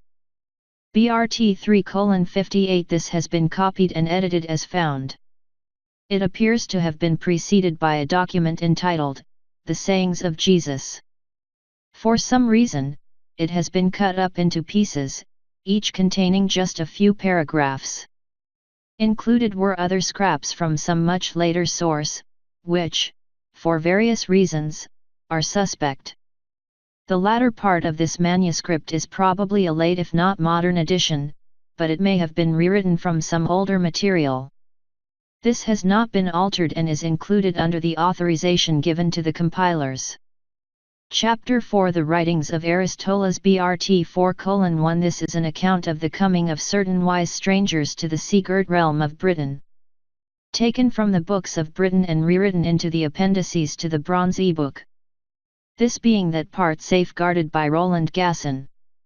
BRT 4:2 After our Lord died, having been hung on the cross outside the city walls of Jerusalem, Joseph of Arimathea took Mary, the mother of Jesus, into his home until John could make suitable arrangements. Then, he was called Guardian of the Lady, which title became confused in Britain with that of Guardian of the Sacred Vessel. BRT 4:3 Aristoteles wrote these things in the sacred island, and this is his prayer, in silence, hands uplifted, heart humbled and mind stilled, your servant presumes to come into your presence, great understanding one. Grant me the abounding joy of union with your Spirit. Grant that all my deeds be in fold harmony with the great law, and that I learn to acquire wisdom, so I may illuminate the hearts of men. BRT 4:4 Let me embrace your Spirit in full knowledge of my twofold nature. Guide my feet towards the great law, by which all true seekers find the light. As long as my body and spirit remain together, so long will I preach to men, seeking always to awaken a response in their hearts. Bless me with sweetness of speech and harmony of voice. Help keep me from the grip of greed and from the loud-mouthed futilities and frivolities of illiterate men. Spare me the sad companionship of the sanctimonious ones. BRT 4:5 God of my heart, Son of my life, Keeper of my circle of content, fill this place with the divine emanations from your being. Attune with the circle of truth and the circle of light. Make me receptive to the lessons, inspirations of life. BRT 4:6 Joseph, our father in faith, came across the storm-tossed seas to the place called Balgwyth, and from thence to Titian, where he met the envoy of the king who was sorely troubled. For the chief of Aldruthin, called Trouties, was away at the meeting place of his god, where he came in a wondrous way every 19 years. There, the ceremony lasted 3 moons. BRT 4:7 When Trouties returned, he met Joseph at the place now called Henmhu, because of the strange tree that grows there. The Druthin held a feast of welcome in the place called Nematon, which is below the great hill. The chief of Aldruthin washed his face, his hands, and his feet, then a white goat was led out and sacrificed on a 4-horned altar. Trouties washed his hands again and made an offering of salted barley cakes and gave some to Joseph, called Eliad by the people here. BRT 4:8 Then, the goat's thighs were burnt on the altar while a lesser priest mixed the sacrificial blood with water and black wine. Then barley cakes and a chalice containing the blood, wine, and water were passed through 3 sacred horns before being given to the chiefs present. Then, youths danced around the fire over the sacrificial pit.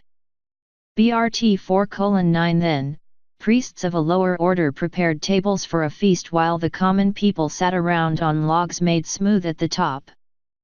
The sacrificial beast, having been first offered to the gods of this place, was eaten by the common folk. All except the liver, which, being the seat of blood and life, was kept for the diviners. These found that the right wing of the liver was broken, so they prophesied that no enemy would enter the land. BRT 4:10 Now, the king called together a great conclave of the people, and the Druthin were there. The king said to our father, Speak now before the people. Tell us of your ways, and we will judge whether they be worthy. Joseph spoke a tongue understandable to these people, but he spoke slowly and not after their fashion. BRT 4:11 Our father said, As the light came first and called the eye into being to see it, so it is with God, who is the already existing light. The heart does not create the thought, but the thought produced the heart. This, so it could manifest, for the heart is created to serve thought in the world of effects. The world of causes lies in another kingdom. The Druthin said, The light we know and have, these things are not strange to us. All light comes from an original crystal, which is always virgin, and we say the behavior of light is the foreordained symbol to man. BRT 4:12 Joseph, our father, said, I have not come to batter down your house of hope, for it has many pleasing features, even as ours. So let us not disagree, but take the best from both and, discarding what is less good, fashion something of value to all. Let us weigh one thing against the other, rejecting that, which less clearly shows the way. BRT 4:13 The king said to the chief of all Druthan, Do we not have the source of light in a grail egg? The Druthan replied, The sun shines not, and the Asuers, servants of light, will not come without the presence of the great gleamer, which provides their sustenance. There can be no incarnation of light on earth unless there be, behind it, a greater light. BRT 4:14 Joseph said, When I was shipbound, I had a vision of God, the eyes of my spirit were opened, and I saw him in all his glory. Then, I understood that there was no difference between the nature of his spirit and the spirits of men, only that his was of an infinitely greater purity. This I knew for sure, God and man are of the one essence. I knew we are all rays of the one light, sparks from the one flame. Yet, the flame is not the fire, for what flame can call itself into being? BRT 4:15 Joseph said, If fire can be contained in wood, to leap forth when two pieces are heated through rubbing together, yet remain hidden within the wood, then surely it can be so with the soul within man. BRT 4:16 The chief of all Druthan said, Often have I thought on this. All men are alike in nature and all aspire to the same goal. All seek to make the same journey's end, only the route differs. Therefore, let us not argue whether men should follow your road or mine, but find between us a path better than either. BRT 4:17 One priest said, What of the worlds within the ever-moving circles? Joseph replied, The hidden worlds are numbered as sands on the seashore. If a man concerns himself with many things, he benefits none and derives no benefit, himself. Let us concern ourselves with this world first. BRT 4:18 The Druthan said, Who can change the natures of men, for these are fixed by the gods? Joseph answered, All things can be changed, but not always for the better. Change and life are inseparable. BRT 4:19 Joseph went on to say, Because you are folk who work the land, bringing it to fruitfulness, you are not to be despised. Let the newcomers with their armed might say as they will, You are workers with God. Were not the sons of God also called the sons of the plough? Did they not fight against the sons of men who were hunters eating raw flesh like the beasts and worshipping serpents, which crawl on their bellies? Always there have been some who worship things of insensitive wood and stone, groveling in the dust at their feet, and those who worship the highest they can see, the sun and the stars. Others reach out even beyond these. BRT 4:21 of the Druthan asked, What know you of the eye of God in men? Joseph replied, What is written in the heart is the eye of God in men, this sees everything. Knowing right from wrong, it puts things in instant perspective. Men, in whom this eye is closed, are little better than the beasts of the field and forest. I come as one who opens the eyes of such as these. BRT 4:21 In the beginning, the king had listened in silence and was tolerant, because he felt he could indulge these strangers. Now, as he saw that their teachings might prevail, he became angry and unreasonable, as it happens in instances such as these. He said, Who gives you authority to speak in this manner? Who sent you, and do you come to spy on us? To whom do you make report? BRT 4:22 Joseph said, Know this, great king. I am a servant of the great God of light. I am sent in order to build a church here, where it will serve your people well. I will establish a place of light unto them. I come to teach the perfect commandments. Ask among your own about me, for I am not unknown to them. I have no human teacher, from whom I learned wisdom, from whence I got these things. I lived in the light of Christ but learned tardily. Then I had a message from God himself, go preach to those who dwell at the edge of the earth. BRT 4:23 The king said, how comes it that these things have been revealed to you, while the same God who reigns here has not revealed them to us, even though we were the lords of this land? Are you a man of significance this side of the wide waters?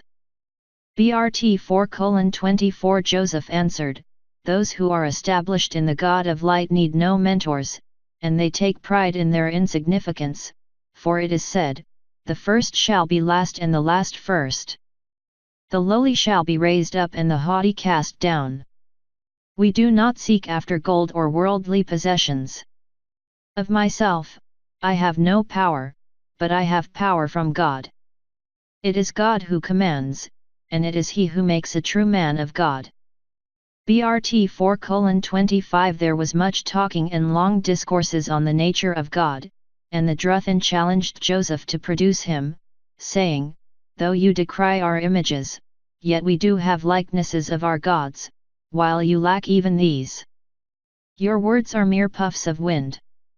BRT 4:26 These things and more were said, and the Druthin believed, but tardily.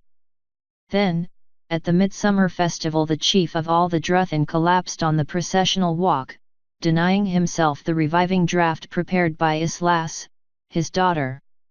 He died in the arms of Joseph our father. It was he who received the moon chalice and the light of Britain. The Druthin held the secrets of the great temple of the stars, and theirs was the royal isle in the kingdom of Kevinid. Chapter 5 The Writings of Abaris BRT 5:1 I write in terrible times. My people have been driven to black despair, and the most cruel of foes has taken our fair land. The wisdom which flows through my pen, tutored by Isbathodon the younger, is as set into writing by our father Aristoteles and by the great ones who gave us the Annals Romanorum which we hold in part, clinging like the thunder vine to what is left. BRT 5:2 I am no weaver of words, and if fine phrases bedeck what I transcribe, they are the work of better hands than mine. I am not as a teller of tales who sits before the hall fire, a waster of words like women over the fuller's tub. Those who wear the red robes of nobility have passed over the misty seas, and the land lies barren of learning. The Firthrake have taken over the dwellings of the wise, and the three pillars of progress, wisdom, courage and beauty, no longer stand against mere magic. BRT 5:3 I speak of one named Jesus who was Hessus come to earth as a godling, the much abused one, but does not the lawman whose case is bad abuse his opponent? I speak of those who followed him and suffered in the dark days of oppression. The anger of the people smoldered against the just ones, as Jesus had foretold while still in the body. Then, the time came when the dragon of disaster awoke, thirsting for blood, and it began to stalk its prey while lemongers fanned the smoldering embers of hatred into flame. BRT 5:4 The king of the land was stirred up to anger, and the hatred of the people became an all-consuming fire. The wolves came out of their dark forest and suddenly fell upon the flocks of innocent sheep and rent them apart. Wild bears burst among the sheepfolds and ravaged them. Evil-motivated ones came and cut down the apple-bearing trees, and the star-glint nights were woeful. Beasts trampled the flower gardens while eaglehawks swooped down among the dovecots. The earthen ones broke. BRT 5:5 The culled-out servants of the high God entered the arena of vile entertainment, like children before their teachers. They were thrown into the path of the lions. Some, they equipped with weapons and forced to fight with bears. Women were scented with the smell of heat-angered beasts, and children stood frozen with fright. Their bodies were shredded like the paper of Egypt. BRT 5:6 They moaned pitifully, like oxen awaiting the slaughter, and their children were murdered before their eyes. They were raised up by thongs on the wrists, their feet pressing on thorns or on heated plates, or over small fires. Many were thrown into prisons to die of hunger, thirst, and cold. BRT 5:7 In the days when the Druthin looked darkly on the enlightened ones, The hammer of God said to the king, "It is in the nature of people placed such as we to fear those who wield the weapons, but we have one who is more to be feared than you, and he is one to whom I look up. I stand in awe of the Great One who is strong enough to overlook your present power, but who will surely call you to account in the life to come." The king said, "Where is your temple?" The reply was, "A true servant of God has no need of a temple built of wood and stone." Brt 5:8 It was to tell of such things that the Anointed One came, to awake sleeping men drunk with the heavy draughts of sensuality and lewdness. He came to open the eyes of men to their carnal degradation, which corrupts their spiritual natures. He came to open their eyes to their divine destiny and to show them the hidden sparks of divinity captive and suffering in the carnal natures of apathetic men.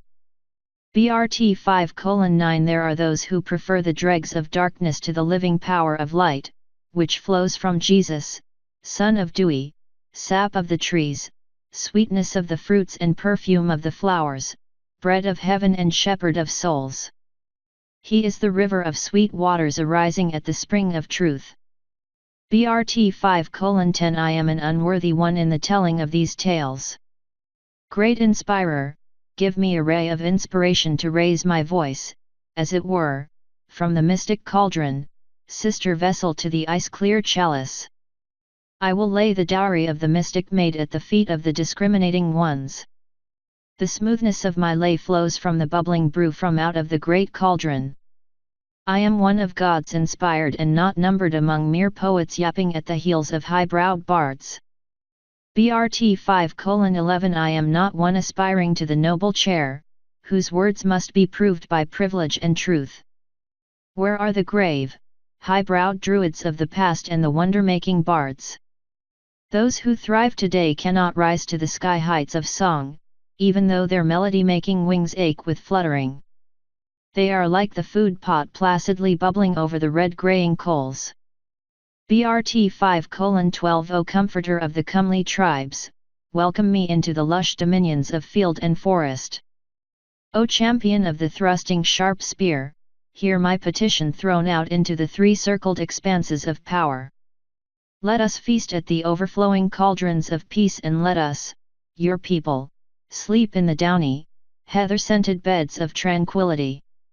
Protect the holy sanctuary of the blue-gowned bards where valor is honored and chastity cherished.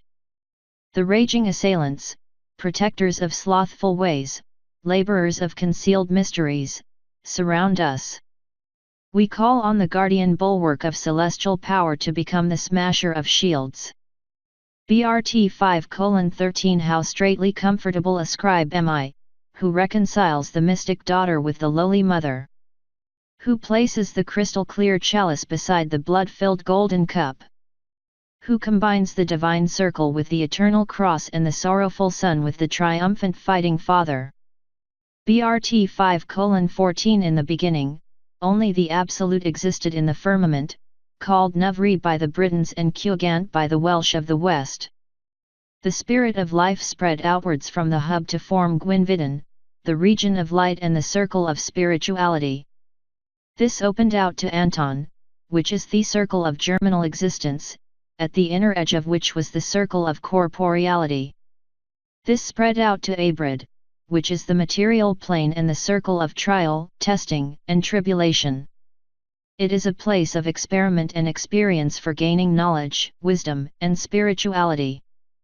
Below this is Anuan, the sea of souls. Here is the lake of unspecialist soul stuff, which is forged and fashioned in Abrid and perfected in Gwynvidden. In Abrid was the garden of Karahamish, through which flowed the river Nara. Here dwelt Kylie and Kithwin. Here were born Dirwydden, the first of the Druthin, Gwynidendon who composed the first song, and Tydane who was the first bard. Brt 5:15 It is said that there were two classes of druids, the Dryanes who were masters of medicine and divination, and the Druthin who were superior and gifted with twinsight and magic. The first had their seat at Aubrey, while the Druthin had their seat at Innis Avalon, the island of indestructible apples. Brt 5:16 The Druids believed in the one supreme being, but also held that there was a body of lesser beings. They believed in a fairyland of nature spirits, which manifested to mortals. All happenings were motivated by an interplay of unseen rays from the source. Therefore, the running of a hare, flight of birds, fall of leaves, patterns in sand, the sound of waters, were meaningful. BRT 5:17 Their 7 deadly sins were: hypocrisy, theft, cowardice, fornication, gluttony, indolence, and extortion. Above all precepts were the 3 manly qualities, honor, courage, and manliness, and the 3 womanly qualities of decency, decorum, and chastity. There were female temple attendants, but no female druids. The druids who taught were called nemids. There were waiths who knew the secrets of nature, and these would not eat birds. Once every 3 years there was a fire walking. BRT 5:18 Under the great night reflector, only 4 animals appear as ghosts: the dog, cat, horse, and hare. The ghosts of these could be forewarners of the crack of doom. Will-o'-the-wisps haunt the marshlands, but few are enlivened by ansies. Nick-o'-the-nights haunt the stony places and fells. BRT 5:19 Joseph Idwin and his brave band came to flowering Britain 3 years after the death of Jesus. He converted Gladys, sister of Caredu, who married a Roman, and her sister Agra, who was the wife of Salug, lord of Carsalog. After landing, he and his band passed through an avenue of oaks and standing stones. They first built huts over against the holy vineyard where the fruits were bitter. BRT 5:20 After all the saints had gone to their rest, the first church and its surroundings became a wild place, a refuge for wild creatures. Then, as the land remained holy, saints came from Gaul, who restored it, and one was Fergus the Briton, who had served at this place as a youth. Idwin was buried in a shirt of fine linen, which he had worn when burying Jesus, and which was stained with 3 spots of blood on the chest. He was buried by the 2-forked cross. The saints had lived in 12 huts around a never-diminishing well at the foot of the holy hill. BRT 5:21 Joseph Idwin was related to Avalak, whose kingdom bordered that of Arviragus, through Anna the Unfaithful. He converted Claudia Rufina, the daughter of Caredu previously called Gladys, who married Pudens, a Roman, and had a daughter Pudentia. In his 28th year, Caredu was betrayed to the Romans by Arisia, queen of Briantis. He married Genuissa, daughter of Claudius, to bind the peace agreement. The name Caredu means filled with love, but he preferred to use a warrior name. BRT 5:22 Gladys, sister of Caredu, married Aulus Plautius, a Roman commander. Caredu held an estate in Siluria, and he was made Warkif when Guiderius, son of Cymbelan, was slain by a slingshot, near the river Thames. In the year 59 of our Lord, the British rose up Tinder Wodaka, the horse fighter, who died nearly 3 years later when Gulgais became Warkif.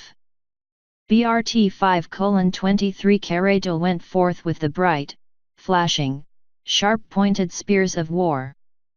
Bards, renowned judges of excellence, sang his praise. Even druids of the 3 great circles launched their eloquence in the 5 dialects and 4 tongues.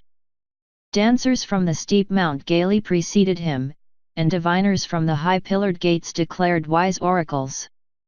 BRT 5:24 I am one who lived in those brave days. It is my right to be the master singer, for I stand in the last line of blood from the golden strong-armed kings of old.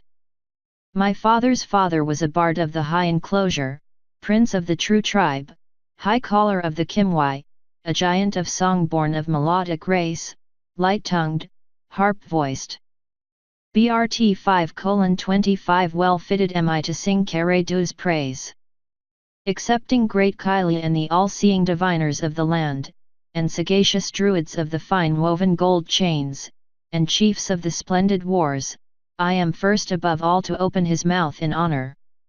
He honored all blue-gowned bards, singing bards of the land, guardians of the storehouses of winged words.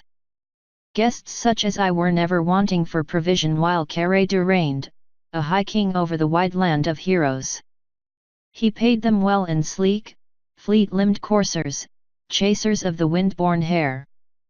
BRT 5:26 The valorous druids, feared by foes, the flowing-robed judges of disputes, said, "Let songs be composed with melodious refrains to praise the savage subduing heroes." BRT 5:27 The power of the bard is in the uplifted shield shaking before the tumult, high riding on the battle leader's shoulder.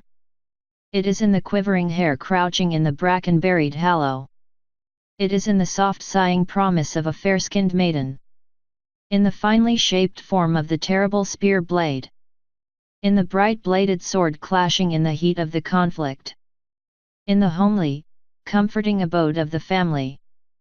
BRT 5:28 I have sung my last day, the wonder days have gone and strangers walk the land. The high-hearted bards have gone to their rewards and the diviners' mouths have been sealed. BRT. Now it is the fashion to hear the babbled words of Brandigan of Walsago, which stand before the resounding halls, by the stream of sorrow, at the very gates of hell. BRT 5:29 The purifying Kolgarth fires remain as transmuters to heaven. Happy is the flame-born one. Our fathers of old believed that fire was a form of creature, which had to be fed with fuel, given share of the food and in stressful times the sacrifice of a human. They who read the flames and embers are no longer with us, for they have been supplanted by the omen readers. BRT 5:30 As dogs can see happenings in the world of spirits, then whatever they do is important, and a wise man watches them and takes heed. For if a dog sleeps before the fire, all is well, be at peace. If he sleeps on a bed, then beware. Presence of sleep in a corner means strife, and to howl means a death. To crouch and whimper indicates the presence of a spirit. BRT 5:31 Happy are the bright spirits in Elendon, the glorious sky isle where they await their call to return.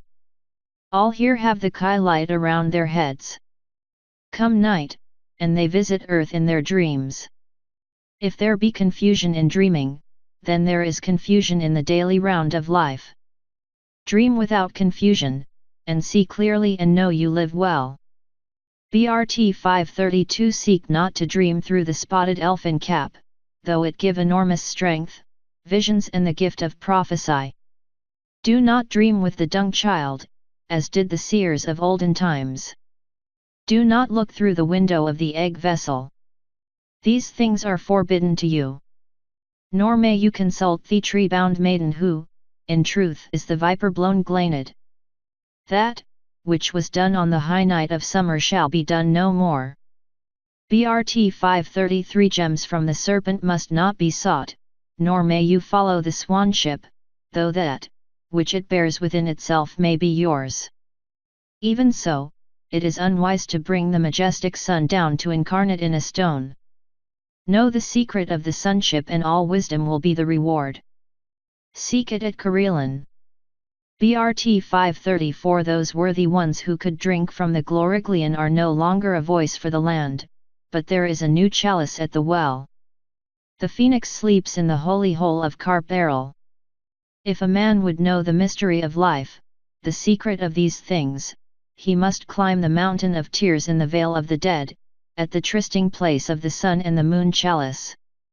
Thence must he go to the place of Brandigan, following the path of mysteries. If he does by the wanderer's way, he is lost. BRT 5:35 The secret of Dwyva is known to the knights of Cerwydrin, who sit within the sacred circle. They fight the never-ending war with the powers of darkness. It is victory in the conflict of the soul, which entitles the warrior to drink the cup of immortality. The knights of Cerwydrin seek in a never-ending quest. The wisdom of the way by which knights and their ladies live is, let men follow the natures and ways of men, and women follow the natures and ways of women, and let each serve the other rightly. BRT 536. The heart of Britain is the moon chalice, which was brought here by the hands of the chief of the Cassini. He came shipborne to Raphania, which is by the Mount of Lud, against Ardmoal. Passing Innsbruck, he came to Itene where he hid the treasure in Trebthu. It was not captured, as men say, nor could it decay. In the fullness of time, it came to Cargwen. There it was kept secure with the Grail stone and the ever-virgin vessel which was brought down the rays of the sun. Thus it was that these treasures of Egypt came to Britain. This was the secret of Britain. Chapter 6. The writings of Emrys Skin Laka BRT 6:1. The master was born under the sign of the churl swain, at Dins Olin, called Insel by the sons of fire, in the year that the war-wolves drove back the children of the horse. His father was one of the ornaments of Hu. In his youth, he was a battle-blooded warrior. BRT 6:2. He was a dashing leader into the thick of the fray, a dauntless captain in the heat of the battle. The bearer of the battle hammer was the great-hearted valiant warrior. He stood stern and steadfast in the grim work of bloodletting. Proud as the high-flying death eagle he stood. BRT 6:3. A dark doomsbird flew over the land when the daring hawk gave battle. Behind came the sharp extractors of blood, the thrusting spears darting eagerly to the thrust. Like ripples across a pond, further and further spread the dying groans of doom-gathered men. The spear horde stood firm to protect the Vale of Tadwalk. It was a testing time of manhood. BRT 6:4. Knightly men will read these words with a swelling heart. They will feel for the heroic brides of bloody spears, for the shattered shields and splintered hafts. The valiant captain of men sounds the red horn and sweeps over the fearsome foe like foaming seas. They were consumed by his bright burning breath, like the fierce bush flame raging through the brown bracken. BRT 6:5. The horse-vaulting warriors rode in for the final assault. The patron of the blue-bound bards swept the foe before him. Raising the red shield, holding high the sharp slashing sword indwelled with the ruby-red blood of warriors. It was a proud day for the ruler of the battle, the leader of strong, mail-clad spearmen, the scion of an illustrious race. BRT 6:6. Only real men know the exultation of victory. They cheered the battle chief irresistible in the war rush. His spears dismayed the bloodthirsting, frightening foreigners. He wielded the dreadful blade of battle, which tested the manliness of men. Those were brave days. Now, only mean-minded, faint-hearted buffoons lampoon the heroes of renown. Where are the manly men, where the chaste ladies? BRT 6:7. We were blameless for the outflowing tide of blood and entitled to the peace of the plough. The reward of the warrior is the tranquility of old age. The pillar of battle, whose hands once wielded the hard down-slashing swords, the dragon chief, is due the peace of aged infirmity. If he is found among the gentle women, is it of any account? For he has established his manhood before men. BRT 6:8. Thus spoke the master in the court of the king, I am a man who has never shirked his duty. I have stood fast in the fray. I have struck many a mighty blow. Am I any less qualified to speak on things of the spirit because I was what I was? I have stood at the gateway of the grave and I have slept the sleep of inspiration. As my arm weakens, my spirit strengthens. I am no longer a man of war, but a man of peace. But let no man say before me that I am a shirker at the manly test. I am no lesser a man now. Hear my words, and let your heart judge. BRT 6:9. If a man followed a sunbeam to its source, he would find the sun, and likewise, if he followed his mind, he would find the divine source from whence it came. From the high God flows the inspiring spark in men which kindles the flame of wisdom, truth, and goodness. Likewise does the mind project its thoughts and plans, which are given form when expressed in words. When a man's thoughts come from a spiritual mind, they reflect the nature of the spirit above all spirits. When they are stimulated by desires, feelings, and urges, they reflect only the influence of matter on mind. BRT 6:10 Individual man is not a separate being cut off from all others, living isolated in his own enclosure. All things are in unity, and the thoughts and feelings of others, living or dead, pass through men like water through the gills of a fish. No man is cut off from the free flow of life, which purpose is to bring forth new forms of life, absorbing the old and outworn and replacing it with the new. BRT 6:11 Have faith, for this is the child of study and diligence. If, however, adopted by credulity or apathy, it becomes a useless thing. Faith is not an excuse, but an expression of hope. If made the refuge of the gullible, it is a thing of little moment. Faith is the spear of the wise and the crutch of the foolish. BRT 6:12 The king said to the master, "Why do you, who are of warrior estate, entertain uncouth and ignorant men? Some say you even prefer their company to that of the wise and highborn." The master replied, "Sire, I will tell you how a teacher greater than I dealt with such a question. In a land across the waters, a wealthy man gave a feast, to which this great teacher was invited. As was the custom there, outside the feasting place was gathered a motley crowd of hangers-on, drunkards, thieves, deceivers and harlots. Now, when the prime feast was over, the teacher went and sat among the outsiders and talked to them, in a manner to their understanding, concerning uplifting things. BRT 6:13 Those within and the disciples of this man were aggrieved because of this and sent out 2 men who said to the great teacher, "Tolerant master, is this a wise thing you do?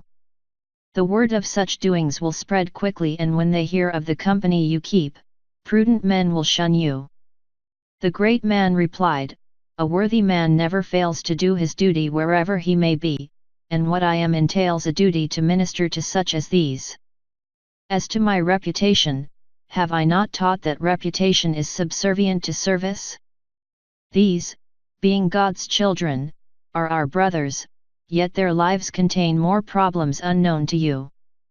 Because you have no knowledge of the nature of their burden, you, considering yourselves wise, cannot disclaim understanding and sympathy." BRT 6:14 These sinners are openly guilty, but such honesty is capable of transmutation into shame and shame into remorse. Those within are clever enough to cover up their guilt, and their duplicity and dishonesty cannot lead to shame and remorse, for they believe only that they are more clever than those here. Suppose those within, who despise these sinners, were to stand forth stripped of the hypocritical overlay covering their sins? What do you think you would see? I tell you, the inner aspect of many of those within is more hideous than that of many here without. BRT 6:15 For those within have much and therefore should be above temptation, yet I tell you that the man with most is often the most avaricious. The distortions of sin are not caused only by deeds done, but also by the suppressed wish and desire. BRT 6:16 I say to those who sit at the flesh pots, you covet the wealth of others. You envy the house or wife of your neighbor. Lewd thoughts burn in your minds when you gaze on the figures of women, so that your bodies lust after them. You practice deceit every day, wishing for wealth, position, and fame. The man who covets in his heart suffers as a thief, and she who lusts in her heart is a harlot. BRT 6:17 Those within heard these words, but held their peace and were silent. The master said to those who were beside him, their own hearts accuse them, for the hearts of the pure do not make such accusations. The impure cover the evil, polluting their hearts with hypocritical displays of righteousness. They hide their true thoughts by displaying loathing for things their hearts long to do. They revile others for their sins, but this is hypocrisy. They hug their worldly reputations won by deceit, but were the mask to be torn aside, they would be seen as wallowers in the mire of secret sinful thoughts and hidden vices. BRT 6:18 One day, the master went to the encampment of the idol worshippers and said to one there, "Why do you worship images of wood and stone?" The idol worshipper replied, "So that it will provide me with food and shelter and keep me from harm." The master said, "How can it do this when it cannot even move of itself?" Said the idol worshipper, "Whom do you serve?" The master answered, "I serve the great God above all gods who can feed his worshippers everywhere." Said the other, "See now, your own actions contradict your words, for if your God is everywhere, why have you left your home beyond the great forest to wander here?" The master replied, "I am not here to serve God alone, but also to serve you. I bring wholesome fare as a gift of comradeship." BRT 6:19 Wayfaring with some wayfarers, the master looked into a pool with all its life and said, "What an imagination God has!" They said to him, "You have been taught in the shadow of the great master and may gaze on that, which casts the shadow, but how will it go with our children and their children who know only the shadow of a shadow?" The master said, "Behind every shadow, there is substance. If you see a shadow, believe there is substance somewhere." BRT 6:20 There was a dyer with them, and he used the unripe berries of the buckthorn, which were for dyeing, as a purge. Dyer's green weed gives a yellow dye, and wood mixed with this and lime gives a good green. The wayfarers had a night light, which they made by heating a few oyster shells in the fire until they became white. Then they heated them in a container with double their weight in brimstone, for 3 hours, until they became red. This made a light in the night. BRT 6:21 Many times, the master spoke wise words, and his followers wrote them down, for he knew the way of words. He said, "When the wind blows it discovers every opening. Keep your eyes and ears fully open before marriage and half shut afterwards. Even a thief does not steal from his own neighbors. What does the wolf care if the sheepfold be destroyed? Progress is the creation of discontented people. A wise man learns to love the lovable and to hate the hateful, but more important is to know the difference. A child should behave towards his parents so they have no anxiety except as to his health, and confidence in the wisdom of his actions." BRT 6:22 No law whatsoever can ever unman a man or de-virtue a woman. For the waywinders, the old law holds good. It is said that he who kills another unlawfully, who steals or robs with violence, or rapes, or seduces a maid or matron, shall be placed in a wicker cage with others and burnt. Now this does not apply, but he shall be hanged at the crossroad. BRT 6:23 It is not unlawful for a husband to kill his wife's seducer. It is unlawful to require that a wife shall lick ash off a spearhead to establish her virtue. The first God-given right of man was the right to maintain his family inviolate, and it is the duty of the rulers to uphold that right.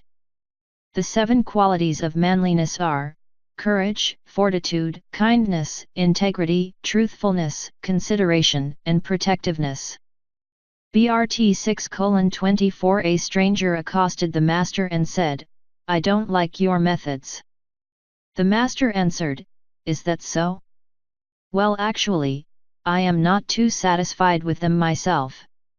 Tell me, how do you inspire men to live in harmony among themselves?" The stranger said, "I don't." Said the master, "I prefer the way I do it to the way you don't." BRT 6:25 The stranger said, "You are unbending in your teachings. Is it not moderate wise to follow the path of moderation?" The master answered, "I am not interested in moderate faith or moderate goodness, moderate honesty, or moderate virtue. There can be no moderation in things of vital importance. The moderate man is not for me. Would you eat a moderately fresh egg, or want to live in a house that keeps out most of the wind and rain? Would you be satisfied with most of your wages or with moderate work from your servants? I am not a moderate man, but one who plants his standard firmly. A standard of moderate morality is no standard at all. Could an army of moderate fighting men secure the land? BRT 6:26 The Master went on to say, man lives for two things, the acquisition of knowledge and skill, and the refining of the spirit through experience. He who commands by his integrity is like the pole star which remains constant while others revolve around it. To give you the essence of my teachings, I would say, let all your thoughts be wholly good. BRT 6:27 One asked of the Master, who shall be our teachers? The Master replied, they who, by revitalizing the old wisdom of their forefathers in this land and adding to this new knowledge, are suitable. When they asked who should preach, he said, he who should not preach what he desires others to practice is one to whom these practices are not normal. To learn without thinking is futile, to think without learning is profitless. BRT 6:28 Wisdom does not consist of what a man knows, but of recognizing the limits of his knowledge. Listen always, but speak seldom. Maintain silence when in doubt, and you will seldom get into trouble. Keep your eyes open, but forget what you should not have seen. Never gossip, and shun all gossip mongers. BRT 6:29 The Master was asked, how should a master deal with his servants, and he replied, promote those who are worthy and reward their loyalty, and train those who are incompetent. To know what is right and not to do it is cowardice. Wealth and station are desired by every man, but if these can be acquired or retained only to the detriment of his service to his creed, he must relinquish them. Poverty and subordination are disliked by all, but if they can be avoided only to the detriment of his creed, he must accept them with good grace. BRT 6:30 Become paladins among the people, making the words of these writings the cause you serve. The inspiration is divine, but the medium is human. In the past, the pure light of truth was concealed, from the multitude of the people, in riddles and a fog of jargon. Parables satisfied the people's understanding. Religion degenerated because in its higher aspects, it was not understood by the mass of the people, and there was a fear of casting pearls before swine, hence the mysteries and the need for ceremonial, images and symbols. People more readily worship representations of God, because they cannot comprehend Him and shirk the effort of trying to. God cannot be represented by things of this world to the understanding of the aristocratic soul. BRT 6:31 There are Adamites whose souls slumber within, and Godmen who are the ultimate earthly Kolbrin beings. These are mysteries held close and safeguarded by the Knights of Kolbrin, but which came to our Master through Kolbrin of the White Hawk crest, and Gwlanad the Summer Hawk. Also, through Paladier of the Spears and Lancelot, he who carried the mystic spear of Lot. They who are ready will read these things with understanding.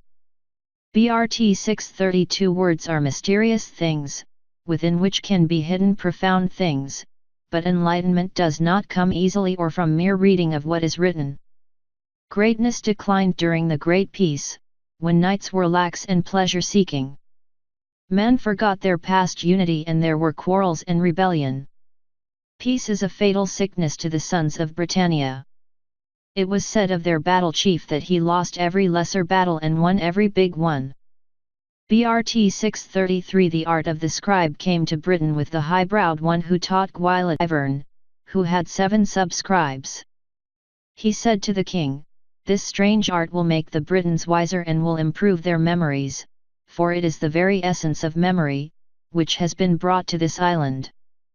The king said, most wonderful, but while you may be prepared to bestow this, have you the ability to judge the worth of this art? Should not this be with another? The potter lacks the ability to judge the worth of his own pots, or the knight his own horse. Therefore, the ability to judge the usefulness or harm of this new thing should surely lie with another. Now, you who are the master of letters have been so swayed by your affection for them that you endow them with powers quite the opposite of what they actually possess. For this new thing will not increase the range of memory, but will lead to forgetfulness in the mind of those who learn this strange art. It encourages men to cease to practice their memory. Are the legs of a horseman equal to those of a man who walks? With time, men will put their trust in writing, and these strange signs will discourage memory. They are not instruments of memory but of reminding. Those who learn to read many things without proper instruction will then give an appearance of knowing many things, of which they are in fact ignorant. They will be hard to get along with, since they will not be wise but only appear so. BRT 634. So it was that the art of writing did not come easily to Britain. Yet always, there had been the letters on stone and the brand sticks, but these were not for ordinary men. Give an ass oats, and he will run after thistles. Such is the nature of man, and never went out an ass that came home a horse. BRT 635. The king had imprisoned one of the master's followers, and when the master sought the king's ear, his retainers drove him off. He returned, but this time, they turned loose the hunting dogs upon him. The master stood firm and made no move, saying in his heart that if God decreed that the hounds should maul him, so let it be. The hounds stopped before him and refused to obey the urging of those who trained them. This filled the heart of the king with wonder, for he knew the nature of the dogs of Britain, and he released the prisoner. BRT 636. It was at this place that the master was challenged to produce his God. They said, "Though you decry our images, yet do we have likenesses of our gods while you lack even this. Your words are no more than puffs of wind." The master said, "These are the words of the report, to few has the arm of God been revealed. Did it not shoot up before your eyes as a sapling from a staff, and did not the withered staff take root in alien soil? Even so will it be with my words." BRT 637. I heard the Spirit of God in the night watches, saying, "Go, carry my words of truth to the unbelievers, and it will be like the rain that ends the drought. My words shall strike deep into fertile soil. Its beauty shall be like the holly tree. Its fragrance shall fill the land like the scent wafted from a new-mown meadow. You, my servant, will plant a tree, which shall shelter all nations." BRT 638. You say, "Show us the road," and I say, "Go a little way and you will come to a fork in the road, take the turn to the right. Go a while along this until you come to an inn. Pass this and take the next road bearing left. A little further along this road you will come to a village, and beyond this a lane to the left. A most mile along this lane is a rise, from whence you will see your destination ahead." BRT 639. A man who has been provided with this most complete directions possible from my intimate knowledge of the area, may lose his way and become lost. Another man comes along later and is given exactly the same information, and he reaches his destination. No doubt, the first man will revile his informant and seek to place blame wholly upon him, declaring the directions to have been misleading. The other will declare how comprehensive they were. BRT 6:40. My words direct those, who listen with understanding, along the road of man's destiny. This road will not change about and will always be there. Here, too, there is one who knows the road well and gives clear instructions. Yet, some become lost while others get there safely. I am only the shower of the way, the light on the path. I instruct all the same. BRT 6:41. Did I ever say to you that, if you followed me, I would make every secret known and reveal every hidden mystery? I did not, for this is not for all men. Suppose a man was pierced in the breast with an arrow, and his friends were to summon a physician skilled in such matters. What if the man said, "I will not have the arrow withdrawn until I know who fired it and from what manner of bow it came, whether the archer be fair or dark, tall or short? I would know his name and his tribe, I want to know whether the arrow is fletched with feathers of a goose or of a fowl." BRT 6:42 Such a man would die, and all his queries would serve him not one jot. The man's life would come to an end, but still the great question which he overlooked would go unanswered: why was the arrow fired? It is equally foolish to say, I will not accept the teachings of this man until I know from whence he came, who is his father, what is his estate. BRT 6:43 A man wishes to know what the land of Egypt is like, but does not wish to endure the discomforts and dangers of the voyage. Yet, when others who have made the journey tell him about it, he says, I will not believe this until I have seen it with my own eyes. So there is only the choice of making the voyage or accepting the word of those who have done so. None can justly say, because I have not seen it for myself, because I decline to face the dangers and discomforts, the place does not exist. BRT 6:44 The Master was asked, how shall we live to be in accord with the way of God? He replied, say not that you live for God, for whatever man does serves man, God is served only by serving men. Follow the words of the wise, and do not chase after fools. Learn about the ways of life, and enjoy them to the full. Life is meant to be lived with excitement and joy, but never for mere pleasure or self-satisfaction. Discipline your daily doings, and let these not become burdensome. Earn a congenial livelihood, and in all things you do be honest, diligent, and careful. BRT 6:45 Let not your thoughts be the sport of every wind that blows. This thought may come to you, I know imperfect conditions may be put aside. I know impure things can be discarded. But a man may even be blessed with the good things of life and yet remain sorrowful and melancholy, for this he is by nature. Happiness and cheerfulness are not things flowing from affairs of the day or through circumstances. The sorrows of a sad man come from within.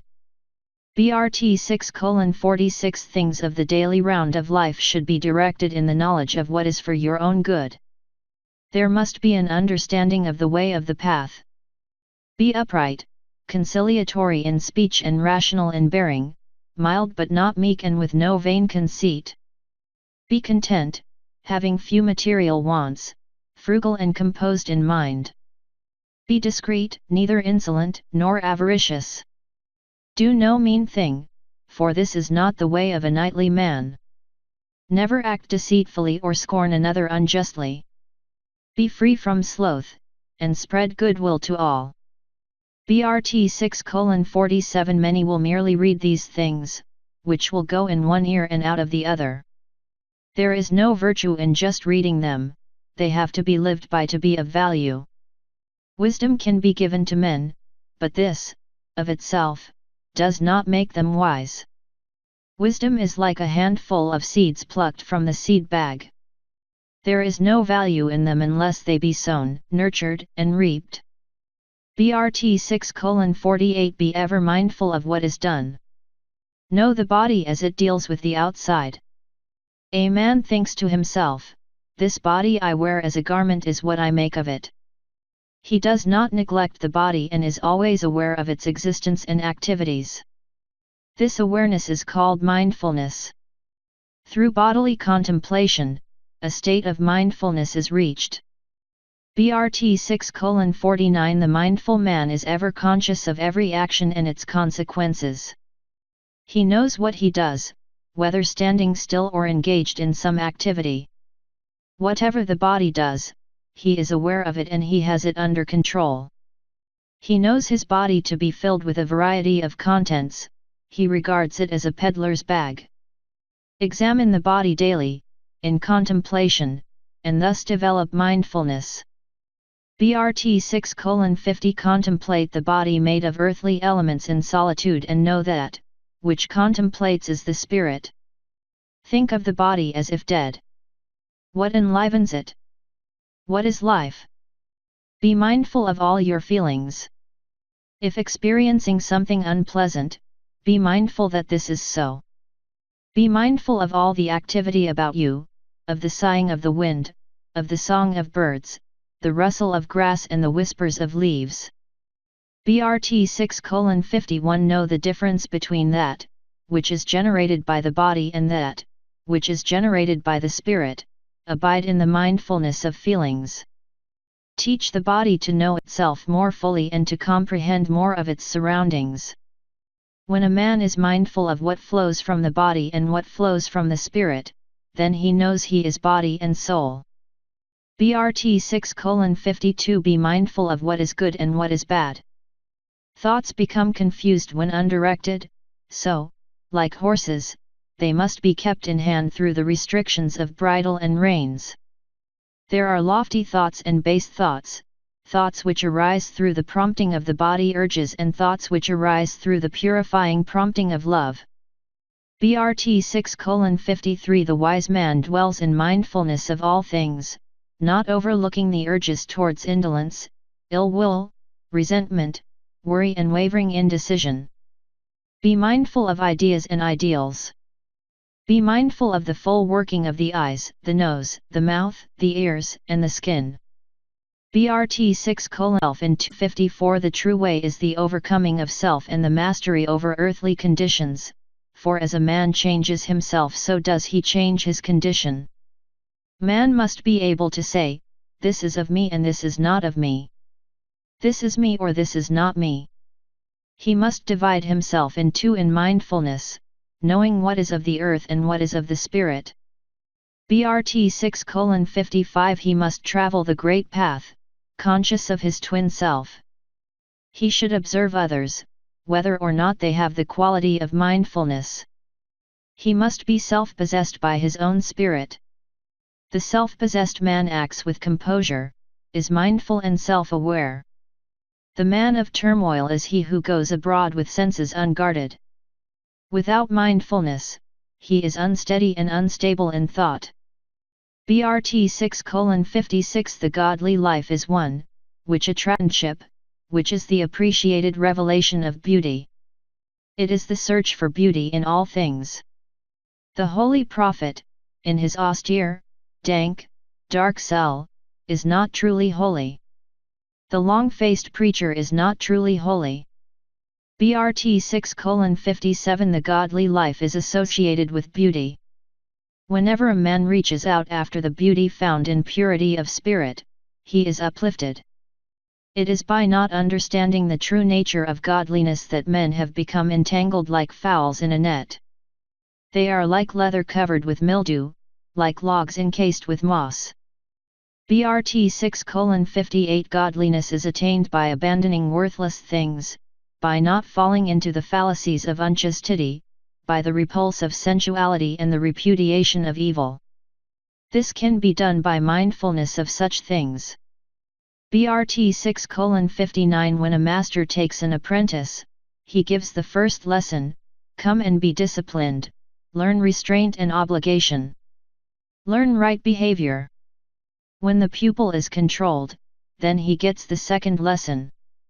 The master says, seeing things with the eye, do not be misled by their outward appearance. Be mindful as to what they do to you. See with your mind all that the eye sees, and so it is with all the senses. Be aware of everything, experience all things, but do not become immersed in anything. BRT 6:64 Man is shut off from the spirit by mindlessness. As he becomes more aware of the material things and happenings about him, so does he more and more become mindful of the spirit. He who says, I have no feeling of the spirit, is a man of small mindfulness. He is mindful of what is at his hand, but unmindful of what lies beyond. What lies beyond forms a veil, through which he cannot see. How can a man mindful only of what holds his immediate attention be aware of the world beyond his narrow confines? BRT 6:61 Be like the spirit-filled earth, who accepts unto herself all the foulness, which you cast out of your body and cleanses and purifies it. She is neither disgusted nor delighted, but transmutes it. Water accepts both foul and fair, for from its embrace, both emerge together in goodness. The wind is not disgusted with the foul smells of earth, but mixes them with the essences of earth life so they are sources of fragrance. BRT 6:62 Practice kindness, compassion, poise, and decorum. Contemplate beauty and banish ugliness. Contemplate virtue and goodness, and banish carnality. Contemplate the eternal and banish impermanence. For all things of earth must decay and pass away, and it is the destiny of every human being to embark on the dark adventure. BRT 6:63 Thus, the Master spoke and he said, "You must accept any intelligent person into the sheepfold. Accept all who are willing to follow the light of our way. I say this, not desiring to win followers or wishing to turn others from their ways if they walk in light. I seek only those who walk in darkness or seek a better light." BRT 6:64 For all journey towards the one light, but not seeing it in its perfection, they must travel by the reflection they see. Each sees a different reflection, and therefore, men dispute among themselves as to the nature of the truth behind it all. Be not one who indulges in such futile foolishness. BRT 6:65 Never judge virtue by outward appearance, for then, the evildoer as well as the saint may lay claim to it. An artful impostor may gain more admiration than is given to the zeal of a saint. Do not nourish the cankerworms of malice, hatred, envy, and jealousy within your bosom. BRT 6:66 It is truly said that the heart of man is a labyrinth. Goodness is not merely a matter of right action, it includes bravely enduring and surmounting difficulties. The final test of character is when trouble comes in strength. Then, the question is not so much whether a man does what is right, as to whether he can stand up, with integrity, to what life does to him. The anvil stands steady when the hammer falls. BRT 6:67 Manliness involves recovery from every moral failure. It involves the retention of honor. What honor is to man, chastity is to woman. Honor and manliness endow a man with inner strength. His slightest word, his very presence, bring peace and leaves others strengthened. No man or woman, no matter how humble, can be really good without the earth being better for it, without someone being helped and comforted by that goodness. BRT 6:68 Words such as these blow against the whirlwind of human nature, yet, they are the stuff of the spirit. When the breaths of the multitude blow back the whirlwind, then has life fulfilled its purpose. Say not that the days of victory of good will be brought in with a griffin's egg. BRT 6:69 No man is free who does not control his own movements. No man is free who is not master of himself. Fear is the tribute the mind of man pays to guilt. He who has never been guilty knows no fear. To see the path of duty and not to follow it is the way of the coward. A man tarnishes the luster of his greatest actions when he applauds them himself. BRT 6:70 No man is more vile than he who causes a woman to shed tears from the heart, tears generated in remorse and regret. Every maid has the potential for ladyhood. A lady never flaunts her estate, but ever remains modest and reserved. She covers her virtue with ladylike ways, for as a veil adds to beauty, so is chastity enhanced by being veiled. The wise woman pays no notice to the spider's lullaby from the lips of hypocritical men who speak of love. The spider loves its prey. BRT 6:71 Babblers are not wanted. Shun the sophists and their sophistry, and be chary of divinators. Avoid the paynim, and be as strong as a bull, light as a hawk, swift as a deer and tenacious as a salmon. If things go against you, never despair. To be vanquished and still not surrender, that is victory indeed. Avoid the talebearer, and do not listen to the witch's whisper. Be prudent, giants step off the path in the realm where a dwarf is king. BRT 6:72 Avoid the daydreamer and the money luster, the vagabond and the woman fascinator. Avoid the honey-tongued hypocrite, for it were better you took a viper to your bosom than to open your heart to one such as these. Do not become a griffin. Chapter 7 The Quarry Gorst BRT 7:1 To you, Nathaniel, son of my brother Will Smith, and to Andrew, his half-brother, I leave 2 books of integrity and others in portions. The bare words are unimportant, but what they convey is as jewels in a crown of gold. Yet, even this is not the crown itself, which should be sought in the Carnamerd at Nant le Diwan. I am not an unlettered man, but I lack the virtue of subtleness in writing of things best hidden. BRT 7:2 Inasmuch as the ferocious blood-seekers close in upon us and Christian folk do in their zeal deem it fit to claim for their own persons of innocent blood, persecuting them with ratchet, rope, and brand even unto death, I charge you, my assigns, to protect the several holy books even unto your death. Believing full well that evil cannot triumph over good and the dark days of fear-born hatred will pass, keep them secure under the most sacred oaths now forsworn. BRT 7:3 The said holy books, of themselves innocent, fill the base hearts of our enemies with craven fear, even as the lamp-bearing lackey causes scuttling among the rats in the larder. What dire secret do they hide closeted within their breasts, occasioning such terror that limbs quake when innocent wisdom is mentioned in their presence? BRT 7:4 In all the land, no place remains comfortable and the free-spirited are as hares hunted by whippets running into the tail-bearing wind. Before the doomsmen come, we make our peace and kin await our call to sacrifice in patience. The jewels are safely hidden. These things, which follow, are found in the Book of Recitals.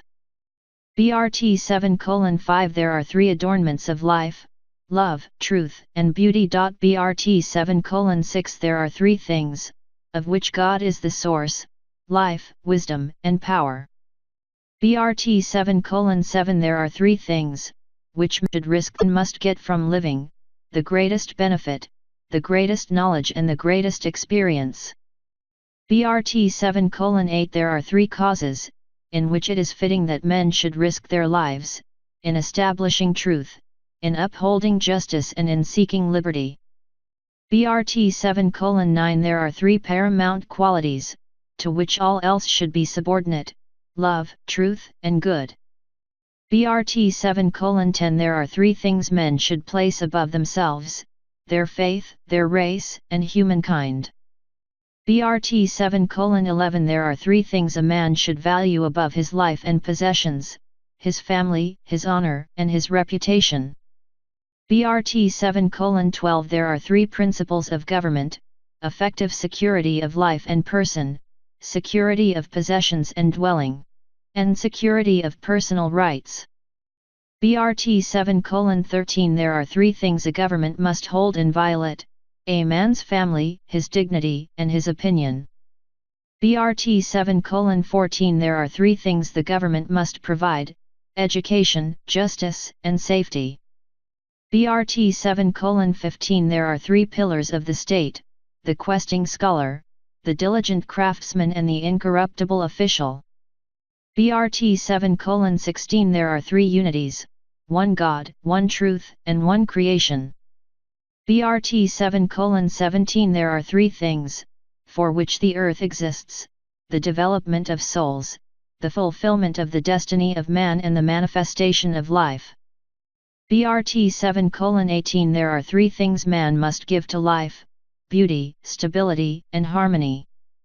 BRT 7:19 There are 3 things woman must give to life, love, goodness, and compassion. BRT 7:20 There are 3 things only God can do, constantly renew himself in the infinite circle of eternity, remain unchanging while impregnating every state of changeability, and encompass everything existing. BRT 7:21 There are 3 things required of men, the ability to change that, which is changeable, to accept that which is unchangeable and to know the difference. BRT 7:22 There are 3 virtues of maidenhood, prudence, modesty and decorum. BRT 7:23 There are 3 virtues of wifehood, faithfulness, industriousness, and motherliness. BRT 7:24 There are three graces: faith, hope and love. BRT 7:25 There are three things to know about God: He must be sought for, He cannot be given anything by man which increases His greatness, and He dwells within His own law. BRT 7:26 There are three rights of man: freedom to move, to enjoy privacy and to speak his mind. BRT 7:27 There are three things God requires of man: effort, courage, and reverence for the sacred. BRT 7:28 There are three duties of woman: to reproduce the race, inspire mankind, and beautify life. BRT 7:29 There are three duties of man: to protect the race, strive for progress and elevate humankind. BRT 7:30 There are three things which distort the soul: malice, deceit, and sensuality. BRT 7:31 There are three rules which govern a man's relationships with others: what he requires in another, what he forbids in another, and what he regards with indifference as being entirely the concern of another. BRT 7:32 There are three things which shatter a man's life: an unfaithful wife, invasion by foreigners, and a crippling disease. BRT 7:33 There are three principles of greatness: obedience to the law, concern for the welfare of the community, and the ability to suffer with fortitude all the blows of fate. BRT 7:34 There are three states of being: that of God in the great circle, that of spirit in the outer circle, and that of matter in the inner circle. BRT 7:35 There are three duties of parenthood: to protect, to cherish, and to educate the child. BRT 7:36 There are three duties of a child towards its parents: obedience, respect, and loyalty. BRT 7:37 There are three qualities of a husband: consideration, protectiveness, and care. BRT 7:38 There are three essentials of manhood: courage, fortitude, and honor. BRT 7:39 There are three qualities of womanhood: loyalty, decency, and gentleness. BRT 7:40 There are three jewels of womanhood: modesty, decorum, and circumspection. BRT 7:41 There are three prime qualities of the real man: the ability to maintain self-control, the ability to remain calm under stress and provocation, and the ability to not stand too rigidly upon his rights. BRT 7:42 There are three things in men that other men hate: saying one thing with the mouth while holding something quite different in the heart, withholding evidence in favor of another to the detriment of another, and spreading scandal and gossip.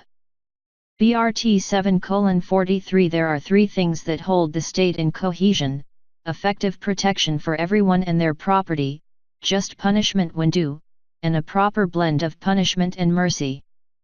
BRT 7:44 There are three obligations of men in war: to kill and not be killed, to destroy the enemy and his possessions, and to survive the onslaught. BRT 7:45 There are three types of persons who cannot bear arms: a bondsman, a boy under 15, and a public idiot. BRT 7:46 There are three kinds of stone, for which removal is death: a counsel stone, a session stone, and a guide stone.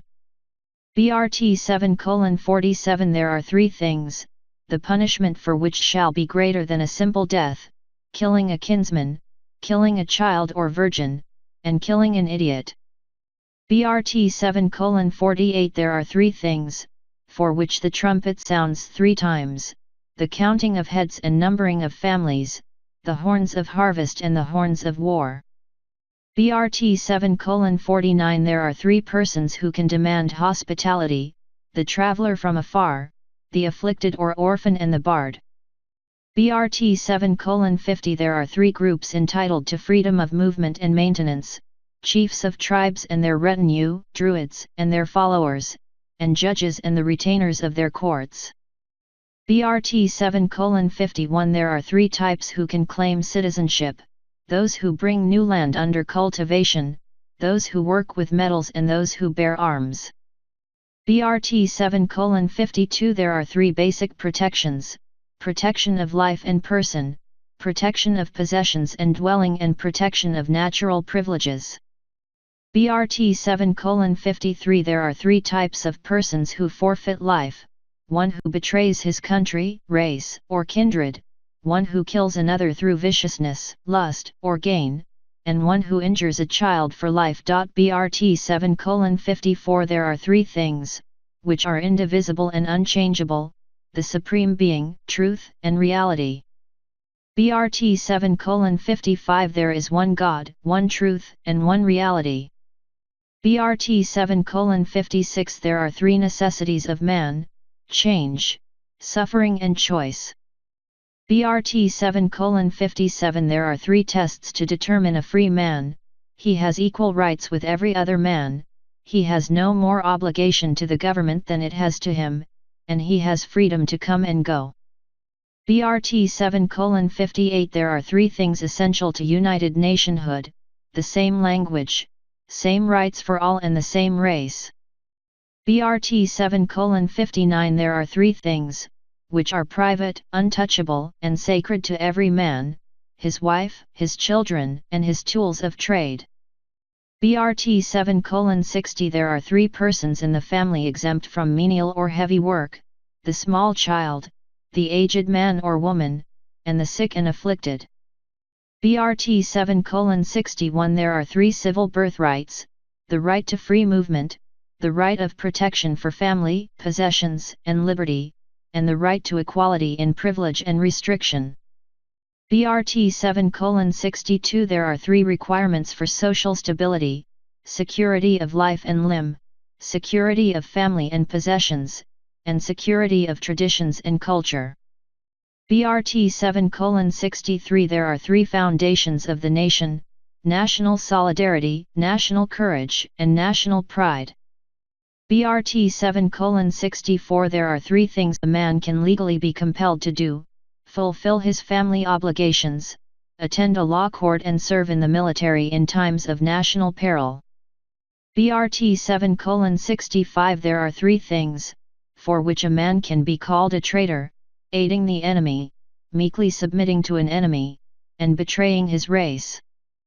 BRT 7:66 There are three things no law can deny: water from a spring, river, or lake, wood from a decayed or naturally fallen tree or branch, and unused stone. BRT 7:67 There are three forms of sonship: a son born within a marriage, a son born outside a marriage but publicly acknowledged by the father, and a son by adoption. BRT 7:68 There are three types of thieves not to be punished: a woman compelled to steal by her father or husband, a young child, and a starving person who steals to eat. BRT 7:69 There are three things, which must remain open and free to all: rivers, roads, and places of worship. BRT 770 It is said that Alfred the Homeborn rewrote these things, but it is also said that what was is lost, and he put this in. Chapter 8 Nobility BRT 8:1 Nobility and honor are words much abused, but in truth nobility is not bestowed by birthright, but resides in the soul, and honor is not a thing bartered among kings, but comes from a sense of goodness. Men sell their honor for gold, and nobility is conferred on those who have done nothing more than their duty. This is wrong. BRT 8:2 When titles are given as the reward of true, selfless service, when he who serves his fellows well is ennobled, both giver and receiver are raised in stature, and the realm benefits. BRT 8:3 When they who inherit titles also inherit the virtues, which earn these, then all is well, but when he who inherits, to whom they descend, is unlike he who earned them, then they can no longer be born with honor. BRT 8:4 Honor and nobility, in their true sense, are not things which can inevitably be inherited, they are not in the blood. The man who, being without merit himself, appeals to the actions of his ancestors, for his justification is like a thief claiming justification in possession. What good is it to the blind that his parents could see, or what benefit to the deaf that his grandfather heard? Is this more foolish than that a mean-hearted man should claim nobility because his forebears were noble? A man who serves the people well has no need of ancestors. The noble mind does not derive pleasure in receiving honors, but in deserving them. Is it not better that men say, "Why has this man not been honored by the king?" than to ask why he has been? BRT 8:5 I speak to knights who, surely of all men, are the most noble. Eat slowly and with good manners, even if alone at the table. Do not gulp down ale or water, for food hastily eaten sits on an uncomfortable stomach. Though we must feed our bodies, even as animals have to, we are not as they and must do so with good manners. This is also a knightly discipline, which will enhance the light of your soul. BRT 8:6 This soul has an inner stronghold, an unassailable keep, which remains impregnable against all outside influences. It is an inner zone of silence, so that even in the most crowded street, amid the din of commerce, the hustle and hassle of everyday life, in joy, sorrow, success and failure, there is always an inner sanctuary, a place of retirement, a retreat, to which one can always retire, assured that no intruder can assail anyone there. This is the citadel of the soul, against which all the tempests and turmoils of life's storms may beat in vain. Within, all will be serene, peaceful, and secure, and if it be well built, nothing can ever overthrow it. BRT 8:7 Loyalty is an attribute of the knightly man. It is expressed in deed and service. Be audacious in confrontation. It is a bold mouse that pulls the cat's whiskers. Be renowned for what you achieve, not for what you are. The renown of a bowman is not earned by his bow, but by his aim.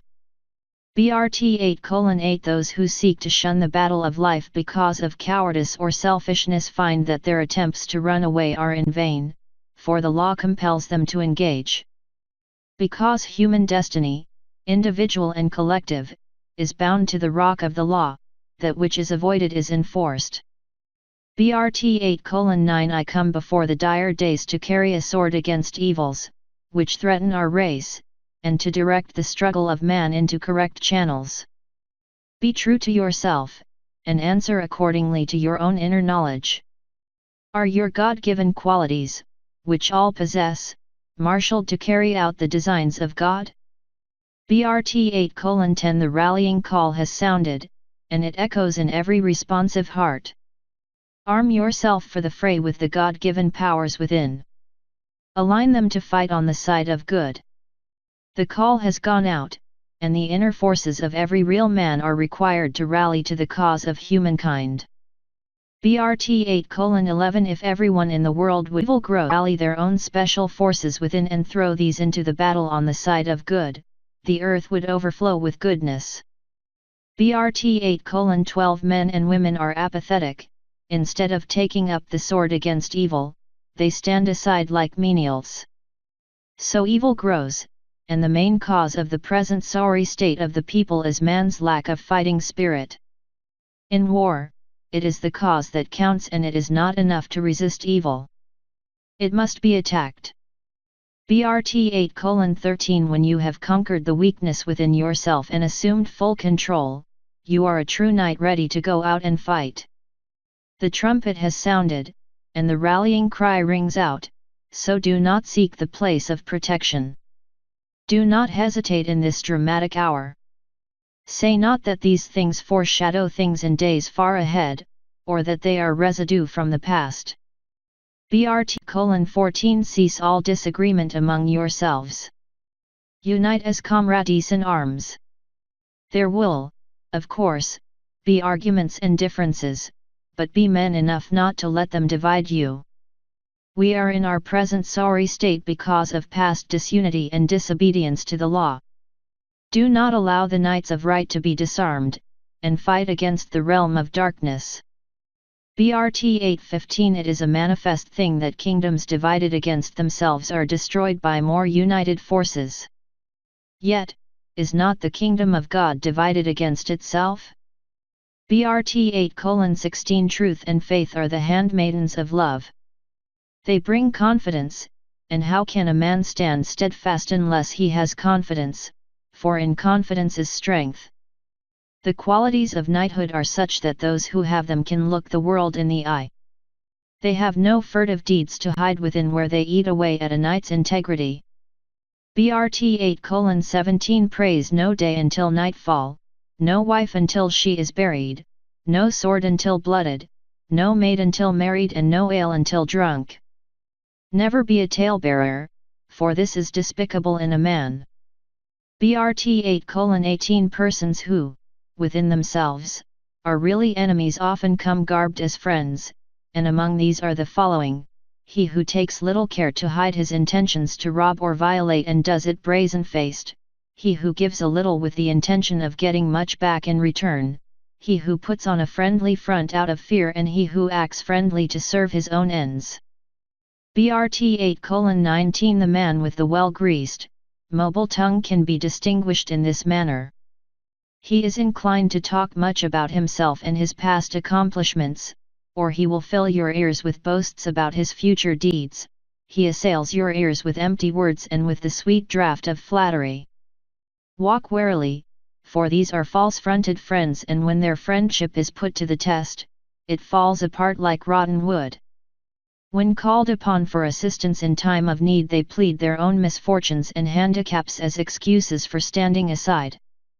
BRT 8:20 The smooth-tongued hypocrite glosses over the misdeeds of others.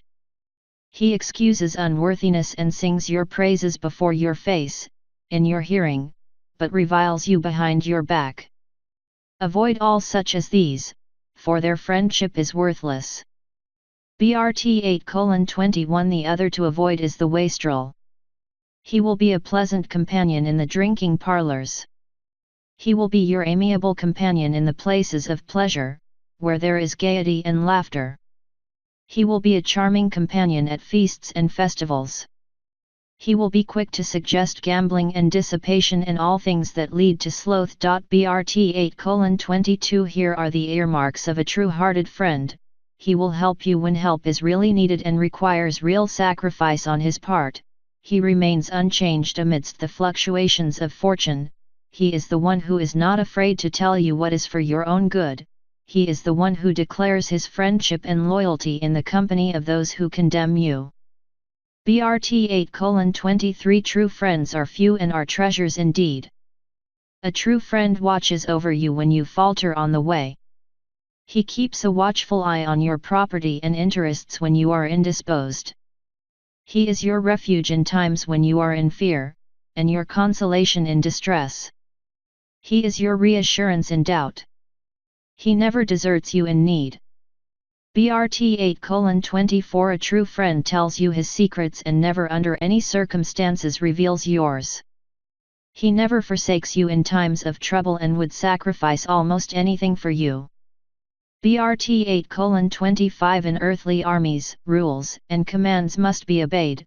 There is no other way to conduct a campaign. It is so in the army of good. Each and every man can rise by his own efforts and perseverance. BRT 8:26 Be as ready to take orders as to give them, for no man has the qualities of leadership who cannot also obey.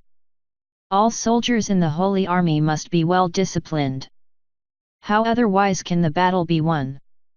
If we falter in this, the infidel and heretic will prevail and the long, weary journey be abortive. BRT 8:27 Be ever loyal to your comrades placed in authority.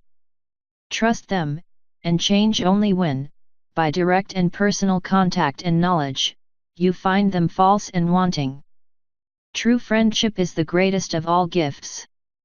BRT 8:28 In the courts and castles of the land, women, as apart from ladies, because of their physical weakness have been made to appear of lesser importance, but a true knight, while honoring ladyhood, treats all women with respect and chivalry. It is chivalry, which distinguishes our times from all others. BRT 8:29 A true knight is decorous at all times and circumspect in the presence of womenfolk, for he honors the delicacy of their ways. Always, however, womanliness is required to respond to and foster the chivalry in men. A mannish-mannered woman is the declared enemy of chivalry. BRT 8:30 A knight embodies the criteria for manhood. He concentrates on mannish things and mannish ways. He does not meddle in the affairs of womankind. BRT 8:31 A true lady is a rare and lovely jewel. What the word lady means is hard to define, but one meaning is that a lady is a woman, in whose private presence, a man acts with decorum and reserve. He shields her from crudity and lewdness. BRT 8:32 A knight understands the economy of life. It is too easy to long for a certain conclusion, perhaps that the suffering of a loved one will end. However, it may be a case where only endurance and fortitude will heal and benefit the spirit. Pain purifies and strengthens, and sometimes it is better to suffer than to sleep. BRT 8:33 True knighthood demands not only nobility of spirit, but also nobility in attire and manners. It is an attitude towards others. The duties of man to man are almost as important as those of man to God, where the obligations entail the stewardship of God's earthly estate. BRT 8:34 Man chooses as he will, and it is entirely up to him whether or not he does a thing.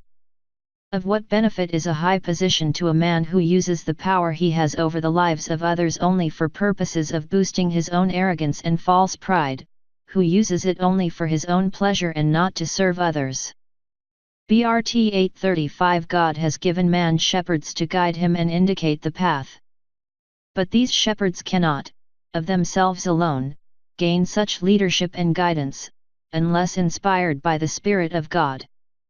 Man must be guided according to his spiritual needs and not according to his worldly needs. BRT 8:36 Therefore, God has ordained a means whereby these shepherds may be found, and he has told them what to teach the people and in what manner to accord with their understanding.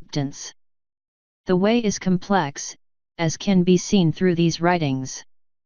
Chapter 9 Shards of Wisdom BRT 9:1 In the days when Lucius Clarus was named King Seal and lived at Carcolwyn, Aniceverwyn served the good Queen Helena, and from her to her husband, Cambord, by whose hand these things were written, came words of wisdom. There is that, which is old and that, which is new, but old and new are one in the eye of time. Therefore that, which is first might be that, which was written last, for now, among the pieces, none knows which should be where. In truth, none knows when these things were written, but what has just been said was found as a broken piece, and where else could it be?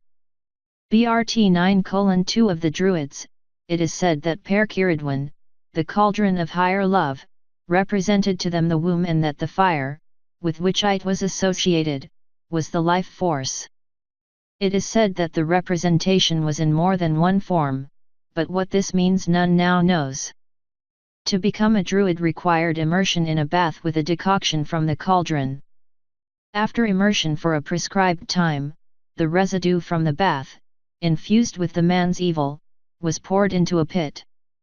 His spirit was thus cleansed and renewed, but henceforth, any wrongdoing would have a twofold effect.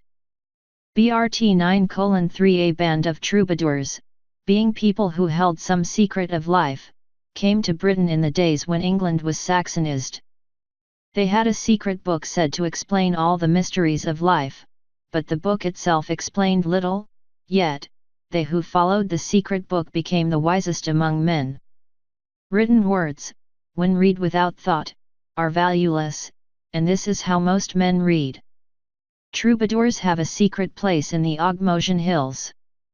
BRT 9:4 Emrys said, the people are entitled to the consideration and care of the rulers who direct their days.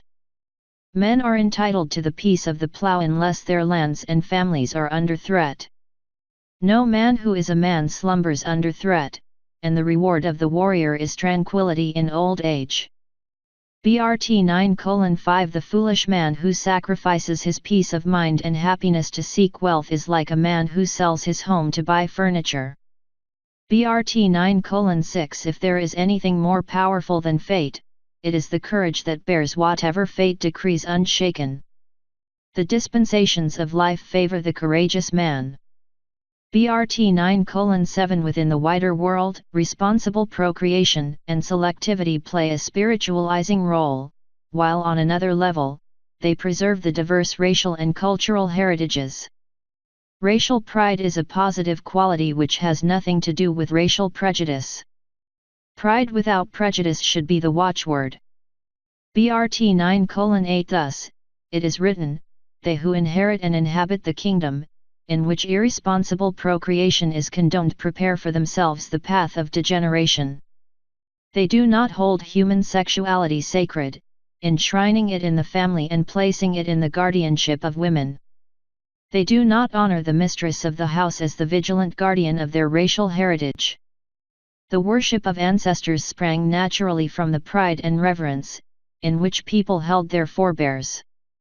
It indicated their gratitude and understanding for the sacrifices the ancestors made in being selective and responsible.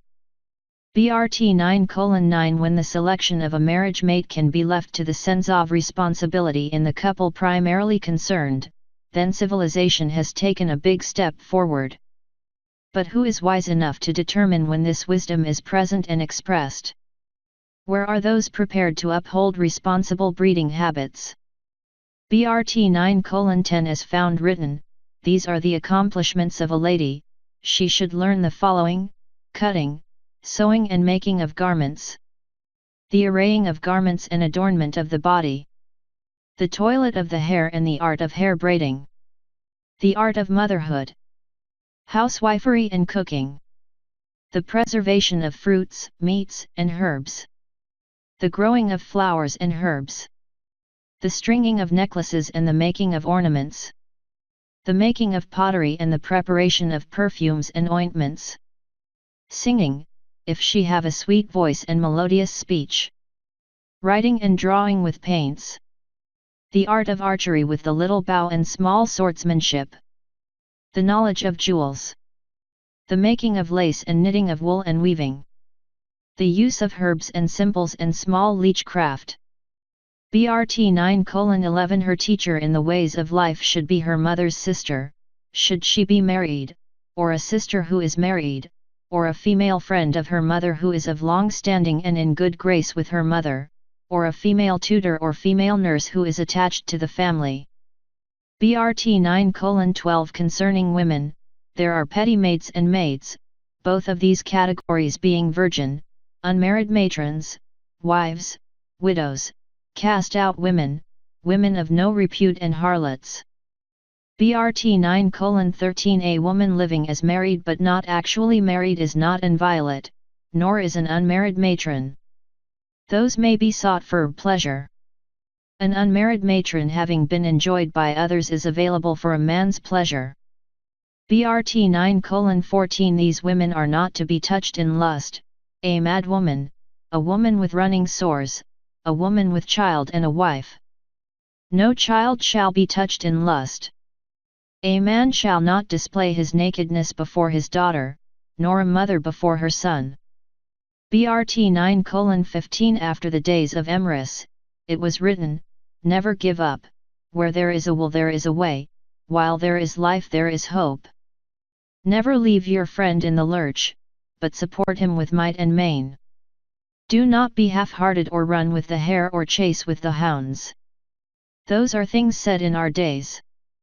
BRT 9:16 These are the qualities and attributes of trees, as revealed by the ancient lore of our fathers, the usage whereof is known to the wise, the providing apple, the winsome cherry, the soporific ivy, the comforting elderberry, the holy oak, the sorrowful willow, the compassionate ash, the protective yew, the happy birch, the companionable holly, the lively hawthorn, the mystic hazel, the sedate pine, the wish-granting sallow, the healing heather, the age-consoling alder, the youth-giving waywithy, the generous broom, the helpful furze, the spirit-strengthening beech, the soothing wind rake, the laughing aspen, the gentle juniper, the reliable wayfaring beam, the cunning hornbeam, the flighty gadberry, the ominous dogwood, the jumping buckthorn, the light-hearted maple, the direful slayethorn,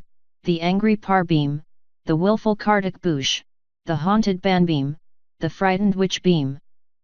BRT 9:17 They who are at one with the trees understand the nature of the life within them and make much of such things.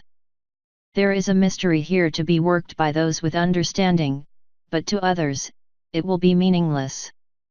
BRT 9:18 These are the useful herbs to be found in field, forest, and wayside in the days gone by: wolfbane, which guards against wolves and dogs; barrowed, which grows only near the dead; herwort, witchweed, tinkerbells, wayweed, skullcap, feather flowers, which cure the stone; blackberry, sundew, deadly dick, celandine, which cure the piles; windweed, moonflower, which works a spell; witchhead, called black spear; asproot, drudbomb, which brings sleep; witchbane, which is put above the door; hawflowers, ellenberry, wimberry, drudsweet, elfake, fairy fern, which whispers; quickenbush, sower seed, which purges; bardberry, for lovers; amaranth, it never fades; windflower, gullflower, wegrig, bloaterbud, which heals all wounds; lavenshade, lagenleaf, hokenmill, rillweed, boonberry, heatherswed, which women use; easeslip, fuller's wort, withrineweed, which makes blue dye; kenweed, which quiets the heart; mayslip, caddacreeper, slanless, sode, which cures men of madness; mutton, which only grows on cliffs; archisane, daff bloater, which cures stomach sickness; malbrig, maysbul, which heals the stomach; bourmoud, which soothes burns; sealer weed, which gives visions; tianwed, which heals the skin; kincop, which makes a brew; cowslip, way broad; satyrion, which overcomes impotency; dwale, corncockles, which men call tares; documdick, which gives men virility and only grows under the shiver tree. BRT 9:19 These things serve well, but some are lost to the knowledge of men. Herb beer, made of yarrow and river sweet, soothes the spirits of men. Red clover cures the small cancer, if the suffering one be a man of self-control. The herb called mutton is drunk with milk at childbirth.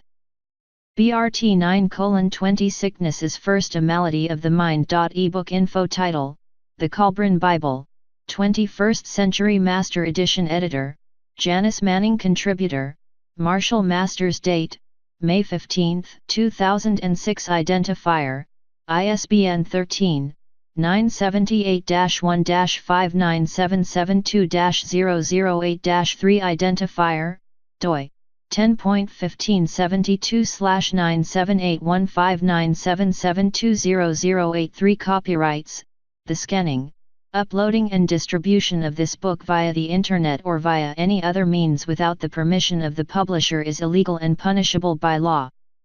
Please purchase only authorized electronic editions, and do not participate in or encourage the electronic piracy of copyrighted materials. Your support of the publisher's rights is appreciated. Publisher: Your Own World Books, San. 256-1646.